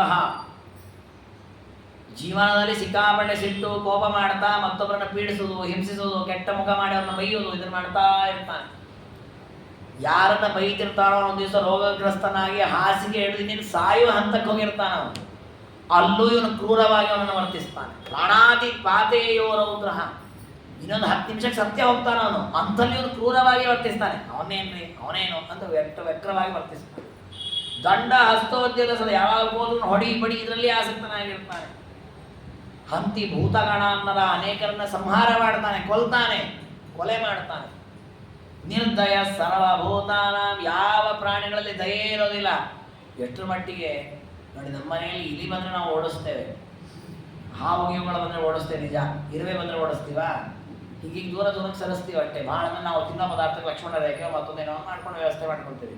ಕೆಲವರು ಹಾಗಲ್ಲ, ಒಂದು ಇಲಿ ಬಂದರೆ ಇಡೀ ಮನೆ ತುಂಬ ಹಿಟ್ಟು ಹೊಡೆದ್ಬಿಟ್ಟಿರ್ತಾವೆ ನಾವು, ಎಲ್ಲ ಇಲಿ ಒಂದು ಇರುವೆ ಒಳಗೆ ಬರೋ ಹಾಗಿಲ್ಲ, ಸತ್ಯ ಹೋಗ್ಬೇಕು. ನಿರ್ದಯ ಅಪಿ ಕೀಟ ಪಿಪೀಲಾನಾಮಶರಣ್ಯಸ್ಸು ನಿರ್ಗಣ. ಕೆಲವೊಂದು ಎಷ್ಟು ಕೆಟ್ಟವರು ಇರ್ತಾರೆ ಅಂದರೆ ದುಷ್ಟ ಸ್ವಭಾವ ಎಷ್ಟಿರುತ್ತೆ ಅಂತಂದರೆ, ತಮ್ಮ ಮನೆಯಲ್ಲ ಯಾರ್ದೋ ಮನೆಗೆ ಬಂದಿರ್ತಾರೆ, ಅಲ್ಲಿರತಕ್ಕ ಸಣ್ಣ ಪುಟ್ಟ ಹುಳಗಿಳ ಅದನ್ನು ನಾಶ ಮಾಡ್ತಾರೆ. ಅಂದರೆ ಎಲ್ಲಿ ಸಿಕ್ಕರೂ ಹೊಡೆಯೋದು ಬಡಿಯೋದು ಅಲ್ಲೇ ಆಸಕ್ತಿ. ಈ ರೀತಿಯಲ್ಲಿ ಯಾರು ನಿಷ್ಕರುಣಿಯಾಗಿ ಕ್ರೂರವಾಗಿ ವರ್ತಿಸ್ತಾನೆ ಅಂಥವನು ನರಕಕ್ಕೆ ಹೋಗಿ ಬೀಳ್ತಾರೆ. ಅಂತಹ ನರಕಕ್ಕೆ ಹೋಗಿ ಅಲ್ಲಿ ಪಾಪದ ಫಲವಾಗಿ ನಾನಾ ದುಃಖಗಳನ್ನು ಅನುಭವಿಸಿರ್ತಾರಲ್ಲ, ಸ್ವಲ್ಪ ದುಃಖ ಶೇಷ ಉಳಿಸಿಕೊಂಡು ಭೂಮಿಯಲ್ಲಿ ಹುಟ್ಟುವಾಗ ಅಂಗವಿಕಲರಾಗಿ, ಅಲ್ಪಾಯುಗಳಾಗಿ, ಕ್ರೂರಿಗಳಾಗಿ, ಹೇಯವಾದ ಕೆಟ್ಟ ಮುಖ ಹೊಂದಿದವರಾಗಿ ಭೂಮಿಯಲ್ಲಿ ಹುಟ್ಟುತ್ತಾರೆ. ನಾವೇನು ಅಂದ್ಕೊಳ್ತೇವೆ, ಯಾರೋ ಸಣ್ಣ ವಯಸ್ಸಿಗೆ ಸತ್ತು ಕೂಡಲೇ ಅಥವಾ ಕೆಟ್ಟ ಮುಖ ಇದ್ರೆ, ರೋಗ ಇದ್ರೆ, ಅಂಗವನಾಗಿದ್ರೆ ಅಯ್ಯೋ ಪಾಪ ಅಂತೇವೆ. ಅಯ್ಯೋ ಪಾಪ ಅಲ್ಲ, ಪಾಪ ಮಾಡಿದ್ದರ ಫಲವಾಗಿ ಅವನೀಗ ಆಗಿದ್ದಾನೆ.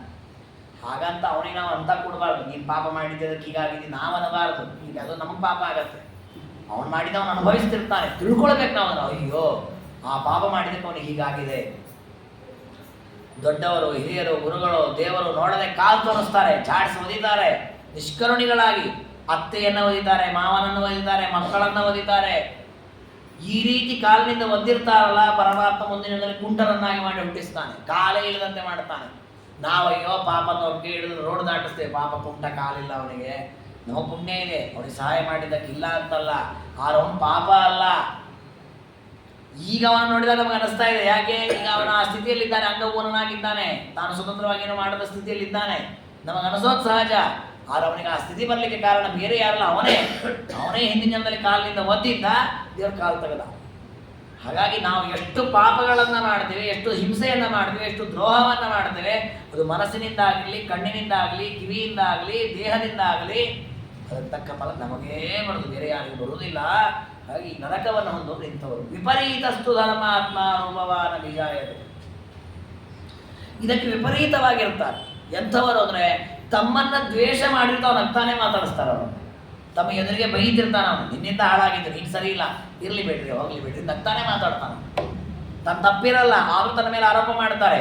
ಯಾಕೆ ಆರೋಪ ಮಾಡಿದ್ರು ಅಂತ ಗಲಾಟೆ ಮಾಡಲ್ಲ. ಅವನು ಸಮಾಧಾನದಲ್ಲಿರ್ತಾನೆ, ಸಂತೋಷದಿಂದ ವರ್ತಿಸ್ತಾನೆ, ಯಾರನ್ನು ಪೀಡಿಸೋದಿಲ್ಲ, ಹಿಂಸೆ ಮಾಡಲ್ಲ.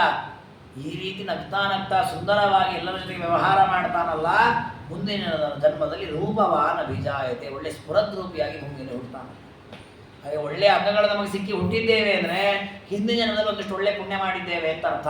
ಅದನ್ನು ತಿಳ್ಕೊಳ್ಬೇಕು. ಹಾಗೆ ನಾವು ಕುಬ್ಬಬಾರದು. ಮತ್ತೆ ನಾನು ಒಳ್ಳೆ ಸುಂದರನಾಗಿ, ನಾನು ಭಾರಿ ಪುಣ್ಯ ಮಾಡಿದವನು, ಅದು ಅಲ್ಲ, ಅಹಂಕಾರವೂ ಪಡಬಾರದು. ಪಾಪೇನ ಕರ್ಮಣ ದೇವಿ ವದ್ಯೋ ಹಿಂಸಾರತೆ ನರಃ ಅಪ್ರಿಯ ಸರ್ವಭೂತಾನಾಂ ಹೀನಾಯುರುಪಜಾಯತೆ. ಇನ್ನೊಂದು ಮಹತ್ತರ ಪ್ರಶ್ನೆ ಇದೆ ಪಾರ್ವತಿ ದೇವಿಯರದ್ದು. ಏನು ಅಂದರೆ, ಕೆಲವರು ಇರ್ತಾರೆ, ಅವ್ರ ಪಾಪ ತುಂಬ 4 ಜನಕ್ಕೆ ಉಪಕಾರ ಮಾಡೋದು, ಮತ್ತೊಂದು ಏನೇನೋ ಮಾಡ್ತಿರ್ತಾರೆ. ಯಾರು ಅವ್ರನ್ನ ಇಷ್ಟವೇ ಪಡಲ್ಲ. ಅವ್ರು ಎಷ್ಟು ಶ್ರಮ ಪಡ್ತಾರೆ, ಎಷ್ಟು ನಮಗೆ ಸಹಕಾರ ಕೊಡ್ತಾರೆ, ಏನೋ ಮಾಡಿದ್ದಾರೆ ಅಂತ ತಾತ್ಸಾರನೇ ಅವ್ರ ಬಗ್ಗೆ ಒಳ್ಳೆ ಪ್ರೀತಿ ಗೌರವ ಬರೋದಿಲ್ಲ ಕೆಲವರಿಗೆ.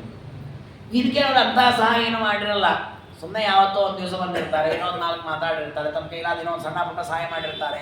ಅವ್ರ ಮೇಲೆ ತುಂಬ ವಿಶ್ವಾಸ, ಅವ್ರ ಮೇಲೆ ಎಲ್ರಿಗೂ ಪ್ರೀತಿ. ಅವ್ನು ಬಂದ.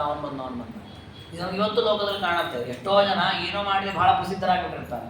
ಕೆಲವರು ಎಷ್ಟು ಶ್ರಮ ಪಡ್ತಿರ್ತಾರೆ, ಅಪ್ರಸಿದ್ಧರು, ಒಳಗೆ ಎಲ್ಲೋ ಸುಪ್ತವಾಗಿಬಿಟ್ಟಿರ್ತಾರೆ. ಯಾಕೆ ಹೀಗಾಗತ್ತೆ? ಶ್ರಮ ನಾವು ಅಂತೇವೆ ನೋಡ್ರಿ, ಅವನಿಗೆ ಅದೃಷ್ಟ ಇಲ್ಲ, ಎಷ್ಟು ಶ್ರಮ ಪಡ್ತಾನೆ, ಆದರೂ ಅವನಿಗೆ ಲೋಕದಲ್ಲಿ ಪ್ರಸಿದ್ಧಿನೇ ಬರ್ತಾ ಇಲ್ಲ. ಕೆಲವರಲ್ಲಿ ಸಾಮಾನ್ಯವಾಗಿ ಕಲಾವಂತರಲ್ಲಿ ಇದು ಕಾಣುತ್ತೆ, ಸಾಮಾನ್ಯ ಜನರಲ್ಲಿ ಇದು ಕಾಣೋದು ಕಷ್ಟ. ತುಂಬ ಓದಿರ್ತಾನೆ, ತಕ್ಕವಾದಂತಹ ಸ್ಥಾನಮಾನ ಸಿಗಲ್ಲ. ಒಳ್ಳೆ ಸಂಗೀತದಲ್ಲಿ ಭಾರಿ ಪಾಂಡಿತ್ಯ ಪಡೆದಿರ್ತಾನೆ, ಅವನಿಗೆ ಯಾರು ಸಭೆಯಲ್ಲಿ ಆರ್ಕೆಸ್ಟ್ರಾ ಕರೆಯೋದೇ ಇಲ್ಲ, ಅವನು ಕಾರ್ಯಕ್ರಮಕ್ಕೆ ಕರೆಯಲ್ಲ. ಯಾಕೆ ಹೀಗಾಗತ್ತೆ? ಒಳ್ಳೆ ಕಲ್ತಿದ್ದಾನೆ, ತಕ್ಕ ಗೌರವ ಸಿಗ್ತಾ ಇಲ್ಲ, ಯಾಕೆ ಹೀಗಾಗತ್ತೆ? ಅದಕ್ಕೆ ಹೇಳ್ತಾರೆ, ಪಾಪೇನ ಕರ್ಮಣ ದೇವಿ. ಪೂರ್ವ ಜನ್ಮದಲ್ಲಿ ಪಾಪವನ್ನು ಮಾಡಿ ಹಿಂಸೆಯನ್ನು ಮಾಡ್ತಾ 4 ಜನಕ್ಕೆ ಪೀಡೆಯನ್ನು ಕೊಡ್ತಾ 4 ಜನನ ಯಾವಾಗಲೂ ಹೆದರಿಸ್ತಾ ಯಾರು ಬದುಕ್ತಾರಲ್ಲ, ಅಂಥವರು ಈಗ ಭೂಮಿಯಲ್ಲಿ ಹುಟ್ಟಿದಾಗ ಎಲ್ಲರಿಗೂ ಅಪ್ರಿಯನಾಗುವಂತೆ ದೇವರು ಮಾಡ್ತಾನಂತೆ. ಯಾರು ಅವನನ್ನು ಪ್ರೀತಿಸಲೇಬಾರದು, ಅವನು ಕಂಡ್ರೆ ದೂರ ಹೋಗ್ಬೇಕು, ಆ ರೀತಿ ಮಾಡ್ತಾನೆ. ಅವನು ಈ ಜನ್ಮದಲ್ಲಿ ಏನು ಮಾಡಿಲ್ಲ, ಮಾಡಿದ ಹಿಂದಿನ ಜನ್ಮದಲ್ಲಿ. ಅದಕ್ಕೆ ಶಾಸ್ತ್ರ ಹೇಳೋದು, ಕರ್ಮದ ಫಲ ಅನ್ನೋದು ಜನ್ಮ ಜನ್ಮಗಳಲ್ಲಿ ಅಂದ್ಕೊಂಡು ಬರುತ್ತೆ. ಹಾಗೆ ಯಾವ ಜನ್ಮದಲ್ಲೂ ನಾವು ಯಾರಿಗೂ ಏನು ತೊಂದರೆ ಕೊಡ್ಲಿಕ್ಕೆ ಹೋಗ್ಬಾರ್ದು. ನಾವು ಸಣ್ಣವರಿದ್ದಾಗ ಯಾವುದೋ ವಿಷದ ಪದಾರ್ಥವನ್ನು ತಿಂದು ಅದು ಯಾವುದೋ ದೇಹದ ಒಂದು ಭಾಗದಲ್ಲಿ ಸೇರ್ಕೊಂಡಿತ್ತು ಅಂತ ಇಟ್ಕೊಳ್ಳಿ, ನಾವು ಎಷ್ಟು ವಯಸ್ಸಾದರೂ ನಾವು ಬಾಧೆ ಕೊಟ್ಟೇ ಕೊಡುತ್ತೆ, ದೇಹವನ್ನು ಹಾಳು ಮಾಡೇ ಮಾಡುತ್ತೆ. ಅದನ್ನ ಗೊತ್ತಿರಲಿಲ್ಲ, ಯಾವುದೋ ಸಣ್ಣ ವಯಸ್ಸಲ್ಲಿ ನಾನು ತಿಂದೆ, ಅದನ್ನ ಯಾರು ಕೇಳೋದು? ಕೆಲವೊಮ್ಮೆ ನಾವು ಸಣ್ಣ ವಯಸ್ಸಲ್ಲಿ ಬಿದ್ದಿರ್ತೇವೆ, ಬೆನ್ನಿಗೇನೋ ಪೆಟ್ಟಾಗಿರುತ್ತೆ, ಆಮೇಲೆ ಒಂದು ಸ್ವಲ್ಪ ದಿವಸಕ್ಕೆ ಆರಾಮ ಬಿಡ್ತೇವೆ, ಮತ್ತೆ ಓಡ್ತೀವಿ ಎಲ್ಲ ಮಾಡ್ತಾ ಇರ್ತೀವಿ.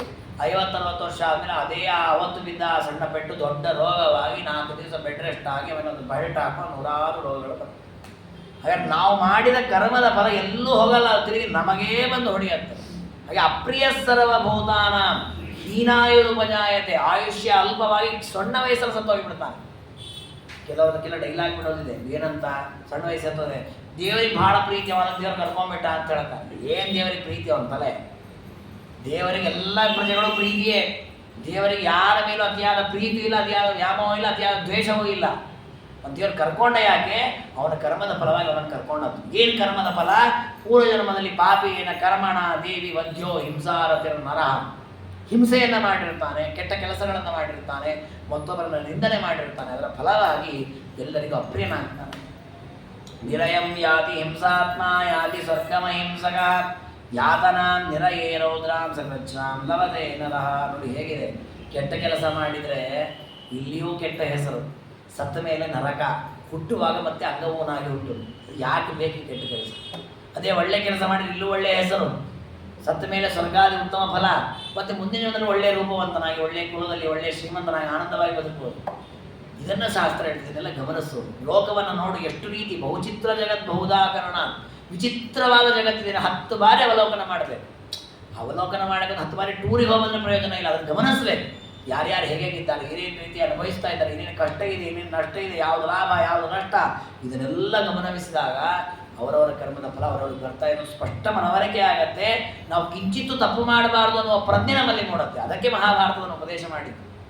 ಇವರು ಭಾರತ ದೇವರಂದ್ರು ಸಕೃಚ್ಛಾಂ ಲಭತೆ ಅನ್ನೋದು, ಆ ಕಷ್ಟವನ್ನು ಪಡಬೇಕಾಗತ್ತೆ. ಯಾರು ಹಿಂಸೆಯನ್ನು ಮಾಡಿರ್ತಾರೋ ಕಷ್ಟವನ್ನು ಪಡಬೇಕಾಗತ್ತೆ. ನೋಡಿ, ಇಲ್ಲಿ ಪಾಪ ಮಾಡಿದ್ದ, ಅನ್ಯಾಯವನ್ನು ಮಾಡಿದ, ಮತ್ತೊಬ್ಬರನ್ನು ಹಿಂಸಿಸಿದ, ನರಕಕ್ಕಾಗಿ ಸಿಕ್ಕಾಪಟ್ಟೆ ಶಿಕ್ಷೆ ಕೊಟ್ಟರಲ್ಲಿ. ಅಲ್ಲಿ ಅನೇಕ ನರಕಗಳಿದೆ. ಮಹಾಭಾರತದಲ್ಲೂ ಅದರ ವರ್ಣನೆ ಇದೆ. ವಿಶೇಷವಾಗಿ ಭಾಗವತದಲ್ಲಿ ಬರುತ್ತೆ. 6ನೇ ಸ್ಕಂದದ 5ನೇ ಸ್ಕಂದದ ಕೊನೆಯಲ್ಲಿ 21 ನರಕಗಳು, ಬೇರೆ ಬೇರೆ ರೀತಿಯ ನರಕ. ಮತ್ತೊಬ್ಬರ ಧನವನ್ನು ಅಪಹಾರ ಮಾಡಿದರೆ ಎಂಥ ನರಕ, ಮತ್ತೊಬ್ಬರ ಹೆಣ್ಣನ್ನು ಅಪಹಾರ ಮಾಡಿದರೆ ಎಂಥ ನರಕ, ಸುಳ್ಳು ಹೇಳಿದರೆ ಎಂಥ ನರಕ, ಕಳ್ಳತನ ಮಾಡಿದರೆ ಎಂಥ ನರಕ, ಮತ್ತೊಬ್ಬರನ್ನ ಬೈದರೆ ಎಂಥ ನರಕ, ಸಾಲು ಸಾಲು ನರಕಗಳನ್ನು ಹೇಳಿದ್ದಾರೆ. ನರಕದಲ್ಲಂತೂ ಘೋರವಾದ ಶಿಕ್ಷೆ. ಯಕ್ಕಶ್ಚಿನ್ ನಿರಯಾತ್ ತಸ್ಮಾತ್ ಸಮುತ್ತರಾಧಿಕರಿಹಿಚಿತ. ನರಕಕ್ಕೋಲ ಪಾಪ ಮಾಡಿದ್ದರ ಫಲವಾಗಿ ಅಲ್ಲಿ ನಾನಾ ವಿಧವಾದ ಕಷ್ಟವನ್ನು ಕೊಟ್ಟರು, ದುಃಖವನ್ನು ಕೊಟ್ಟರು, ಅನುಭವಿಸುವಂತಂದ್ರು. ಎಲ್ಲ ಪೀಡೆ ಅನುಭವಿಸಿದ. ಮುಗಿತಾ? ಮುಗಿಲಿಲ್ಲ. ಅಲ್ಲಿಂದ ಚೂರು ಕರ್ಮದ ಫಲ ಇಟ್ಕೊಂಡು ಭೂಮಿಗೆ ಬಂದಾಗ ಮಾನುಷ್ಯಂ ಲಭತೆ ಚಾಪಿ ಹೀನಾಯುಸ್ತತ್ರ ಜಾಯತೆ. ಆ ಕರ್ಮದ ಶೇಷದ ಫಲವಾಗಿ ಭೂಮಿಗೆ ಬಂದ ಮೇಲೆ ಹೀನಾಯುಷ್ಯನಾಗಿ ಹುಡ್ತಾನೆ, ಅಲ್ಪಾಯುಷ್ಯನಾಗಿ ಹುಡ್ತಾನೆ. ಯಾಕೆ? ಕರ್ಮದ ಫಲವಾಗಿ. ಇದಕ್ಕೆ ಇವತ್ತು ನಮ್ಮ ಲೋಕದಲ್ಲೂ ಆ ಕ್ರಮ ಇದೆ ನೋಡಿ. ಒಬ್ಬ ಯಾರಿಗೋ ಅನ್ಯಾಯ ಮಾಡಿರ್ತಾನೆ, ಕೊಲೆ ಮಾಡಿರ್ತಾನೆ, ದರೋಡೆ ಮಾಡಿ ಏನೋ ಮಾಡಿರ್ತಾನೆ. ಮಾಡಿದ್ದಕ್ಕೆ ಕೋರ್ಟಿಗೆ ಹೋಗುತ್ತೆ, ಸಿಕ್ಕಾಪಟ್ಟೆ ಚರ್ಚೆ ನಡೆದು ಕೊನೆಗೆ ಅವನ ಅಪರಾಧಿ ಅಂತ ನಿರ್ಣಯ ಆಗತ್ತೆ. ಕೋರ್ಟ್ ಅವನಿಗೆ ಶಿಕ್ಷೆ ಕೊಡುತ್ತೆ. 12 ವರ್ಷ ಜೈಲು, 10 ವರ್ಷ ಏನೋ ವಿಧಿಸುತ್ತೆ. ಜೈಲಿಗೆ ಹೋಗಿ ಬರ್ತಾನೆ. ಹೋಗಿ ಬಂದಮೇಲೆ ಸುಖವಾಗಿರ್ತಾನೆ ಅವನು. 12 ವರ್ಷ ಅನುಭವಿಸಿದ ಮೇಲೆ ಎಲ್ಲಿ ಹೋದ್ರೋ ಜೈಲಿಗೆ ಬಂದವ್ರಿ ಅವನು. ಅವನೆಲ್ಲೂ ಕೆಲಸಕ್ಕೆ ತಗೊಳ್ಳಲ್ಲ, ಎಲ್ಲೂ ಮರ್ಯಾದೆ ಕೊಡಲ್ಲ. ಯಾಕೆ? ವಸ್ತು ನೋಡಿ, ಅವನು ಮಾಡಿದ ಪಾಪಕ್ಕೆ ಶಿಕ್ಷೆ ಆಯ್ತಲ್ಲ, ಮುಗಿದೋಯ್ತಾ? ಮುಗಿಯಲ್ಲ, ಅದು ಕಂಟಿನ್ಯೂ ಇದೆ ಅದು. ಹಾಗೆ ಇಲ್ಲೂ ಕೂಡ ಹಾಗೆ. ಇವನು ಪಾಪ ಮಾಡಿದ್ದ ಅಂತ ನರಕದಲ್ಲಿ ಅನುಭವಿಸ್ಬಿಟ್ಟಲ್ಲ, ಮುಗಿದೋಯ್ತಾ? ಮುಗಿಲಿಲ್ಲ ಅದು. ಯಾಕೆ? ಅಷ್ಟು ಸಂಸ್ಕಾರಯುತವಾಗಿ ಮಾಡಿರ್ತಾನೆ ಪಾಪ. ಮತ್ತೆ ಭೂಮಿಯಲ್ಲಿ ಹುಟ್ಟುತ್ತಾನೆ. ಹುಟ್ಟಿದಾಗ ಅಲ್ಪಾಯುಷಿಯಾಗಿ ಹುಟ್ಟುತ್ತಾನೆ. ಅಪ್ರಿಯ ಸರ್ವಭೂತಾನಾಂ ಹೀನಾಯುರುಪಜಾಯತೆ ಯಸ್ತು ಶುಕ್ಲಾಭಿಜಾತೀಯ ಪ್ರಾಣಿಗ್ರಾತ ವಿವರ್ಜಕ ನಿಕ್ಷಿಪ್ತ ಶಸ್ತ್ರೋ ನಿರ್ದಂಡ ನ ಹಿಂಸತಿ ಕದಾಚನ ನ ಘಾತಯತಿ ನೋಹಂತಿ ಘಂತಂ ವಾ ನಾನುಮೋದತೆ ಸರ್ವಭೂತೇಷು ಸುಸ್ನೇಹ ಯಥಾತ್ಮನಿ ತಥಾಪಿ. ಇನ್ನು ಕೆಲವರು ಹೇಗಿರ್ತಾರೆ ಅಂತಂದರೆ ಶುಕ್ಲಾಭಿಜಾತೀಯ, ಶುಭ್ರ ವರ್ಣದಿಂದ ಹೊಂಟಿರ್ತಾರಂತೆ. ಅಂದರೆ ಶುಭ್ರ ವರ್ಣದಿಂದ ಏನರ್ಥ? ಶುದ್ಧ ಸ್ವಭಾವದವನಾಗಿರ್ತಾನೆ. ಹೇಗೆ? ಯಾವ ಪ್ರಾಣಿಯನ್ನು ಹಿಂಸೆ ಮಾಡಲ್ಲ, ಯಾರಿಗೆ ಕೋಲ್ ತೊಗೊಂಡು ಜೋರು ಮಾಡಲ್ಲ. ನೋಡಿ, ಕೆಲವೊಮ್ಮೆ ನಾವು ಅದನ್ನು ಮಾಡ್ತೇವೆ. ನಾವು ಕೆಲವೊಮ್ಮೆ ಯಾರನ್ನು ಹೊಡೆಯಲ್ಲ, ಸುಮ್ಮನೆ ಮತ್ತೊಮ್ಮೆ ಹೆದರಿಸ್ತಾ ಇರ್ತೇವೆ. ನಿನಗೇನು ಗೊತ್ತಾ, ಅವನಿಗೆ ಅವ್ರನ್ನ ಹೆದರಿಸಿದೆ, ಇವ್ರನ್ನ ಹೆದರಿಸಿದೆ, ಪೀಡಿಸಿದೆ ಮಾಡ್ತಾ ಇರ್ತೇವೆ. ಅದು ಮಾಡಲ್ಲಂತೆ. ನ ಹಿಂಸತಿ ಕದಾಚನ, ಯಾರನ್ನ ಹಿಂಸದಲ್ಲ, ಯಾರನ್ನ ಬೈಯಲ್ಲ. ನಘಾತಯತಿ ನೋಹಂತಿ ಘಂತಂ ನೈ ಅನುಮೋದತೆ. ಕೆಲವೊಮ್ಮೆ ನೋಡಿ, ನಾವು ಕೊಲ್ಲೋದಲ್ಲ, ಮತ್ತೊಬ್ಬರು ಕೊಲ್ಲೋದಕ್ಕೆ ನಾವು ಅನುಮೋದನೆ ಕೊಡ್ತಿರ್ತೇವೆ. ಮಾಡು ಅದಕ್ಕೇನು ತಪ್ಪಿಲ್ಲ, ಅಂತೇವೆ. ಕೆಲವೊಮ್ಮೆ ಹಾಗೆ ಆಗತ್ತೆ ನೋಡಿ. ಯಾರೋ ತಮ್ಮ ಮನೆಯಲ್ಲಿ ಏನೋ ಒಂದು ತಪ್ಪು ಕೆಲಸವನ್ನು ಮಾಡಿರ್ತಾರೆ. ಮಾಡಿದ್ದು ನಮ್ಗೆ ಗೊತ್ತಾಗತ್ತೆ. ಅವ್ರು ಬಂದು ಹೇಳ್ತಾರೆ, ಇಂಥ ತಪ್ಪಾಗಿದೆ, ಏನು ಮಾಡಲಿ, ಹೋಗಿಬಿಡೋದಕ್ಕೆ ಹೆಂಗೆಲ್ಲ ಕೆಡಿಸ್ಬಿಡುತ್ತೆ. ಆಗ್ತಿರುತ್ತೆ ಒಂದೊಂದ್ಸಲ, ಬಿಟ್ಬಿಡ, ಏನು ತಪ್ಪಿಲ್ಲ, ಇನ್ನು ಮುಂದೆ ಹಾಗೆ ಮಾಡಬೇಡ ಅಂತ ಹೇಳೋ ಸಭಾಪ್ರಾಣಿ ನಾವೇ ಅವನಿಗೆ ಧರ್ಮ ವ್ಯವಸ್ಥೆ ಮಾಡಿದಾಗ ಕಳಿಸ್ತೇವೆ. ಹಾಗೆ ಮಾಡಬಾರದು. ಮತ್ತೊಬ್ಬ ತಪ್ಪು ಮಾಡಿದ ಆ ತಪ್ಪಿಗೆ ಸರಿಯಾದ ಶಿಕ್ಷೆ ಆಗಬೇಕು.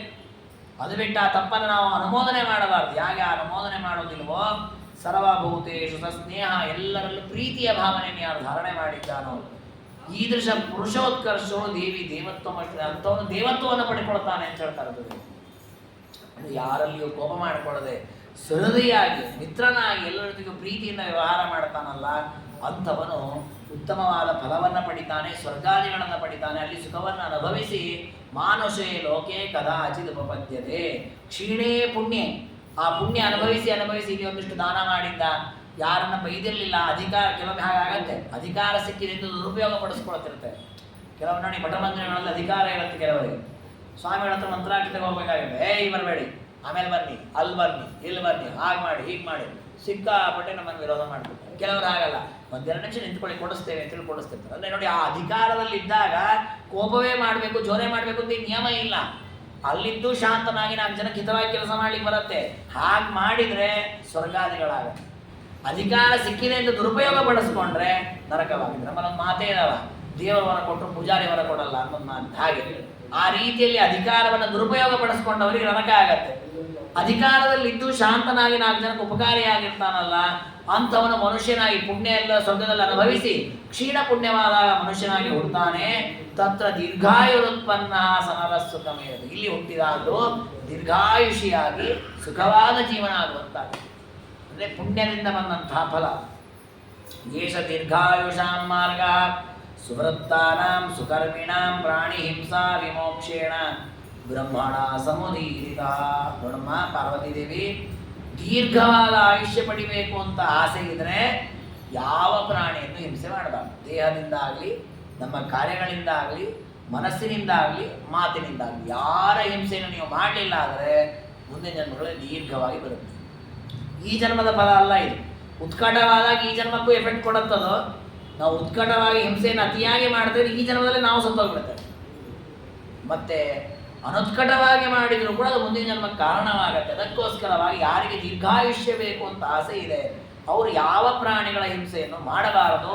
ಅಂಥವರು ಶಾಶ್ವತವಾದಂತಹ ಮೋಕ್ಷ ಹೊಂದಲಿಕ್ಕೂ ಅರ್ಹಾಧಿಕಾರಿಗಳಾಗ್ತಾರೆ. ಅದರ ಪೂರ್ವಭಾವಿಯಾಗಿ ಸ್ವರ್ಗಾದಿಗಳನ್ನು ಅನುಭವಿಸಿ ಉತ್ತಮ ಕುಲದಲ್ಲಿ ಹುಟ್ಟಿ ಒಳ್ಳೆಯ ಆಯುಷ್ಯ, ಆರೋಗ್ಯ, ಸುಖ ಎಲ್ಲವನ್ನು ಪಡೆದುಕೊಳ್ತಾರೆ. ಅದಕ್ಕೋಸ್ಕರವಾಗಿ ಸಾಧಕನಾದವನು ಪುಣ್ಯವನ್ನು ಸಂಪಾದಿಸಬೇಕು, ಹಿಂಸೆಯನ್ನು ಬಿಡಬೇಕು. ಅದಕ್ಕೆ ದೇವರ ಪೂಜೆಯನ್ನು ಮಾಡುವಾಗ ಅಷ್ಟಭಾವ ಪುಷ್ಪಗಳಲ್ಲಿ ಮೊದಲನೇ ಪುಷ್ಪ ಅಹಿಂಸಾ ಪ್ರಥಮಂ ಪುಷ್ಪಂ. ತ್ರಿಕರಣಗಳಿಂದ ಮತ್ತೊಬ್ಬರನ್ನು ಪೀಡಿಸದೇ ಇರೋದು ದೇವರಿಗೊಂದು ಪುಷ್ಪ ಸಮರ್ಪಣೆ. ಅಷ್ಟು ಅಹಿಂಸೆಗೆ ಮಹತ್ವ ಇದೆ. ಆ ಧರ್ಮವನ್ನು ಮೈಗೂಡಿಸಿಕೊಳ್ಳಬೇಕು ಅಂತ ಉಪದೇಶವನ್ನು ಮಾಡುತ್ತಾರೆ. ಇನ್ನೂ ಕೆಲವು ಪ್ರಶ್ನೆಗಳಿದೆ ಪಾರ್ವತಿ ದೇವರದ್ದು, ಅದರ ಉತ್ತರವನ್ನು ಮಾರುತಿ ದೇವರ ಮುಂದೆ ನೀಡಿದ್ದಾರೆ. ಅದನ್ನು ನಾಳೆ ದಿನ ತಿಳಿದುಕೊಳ್ಳೋಣ ಅಂತ ಹೇಳ್ತಾ ಇವತ್ತಿನ ಈ ಚಿಂತನೆಯನ್ನು ಗುರುಗಳ ಅಂತರ್ಯಾಮಿ ಮಧ್ವದಿ ಗೋಪಾಲಕೃಷ್ಣನ ಪಾದಾರವಿಂದಗಳಲ್ಲಿ ಸಮರ್ಪಣೆ ಮಾಡೋಣ. ಸರ್ವಗುಣ ಸಂಪೂರ್ಣ ಸರ್ವದೋಷ ವಿವರ್ಜಿತ ಪ್ರಿಯತಾಂ ಪ್ರೀತೇ ವಾಲಂ ವಿಷ್ಣುರ್ಮೇ ಪರಮಸು. ಶ್ರೀಕೃಷ್ಣಾರ್ಪಣಮಸ್ತು.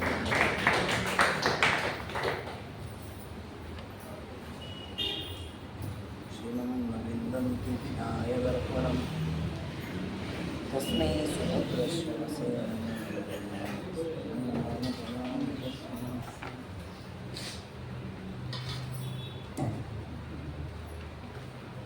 ಅಧಿಕ ಜ್ಯೇಷ್ಠ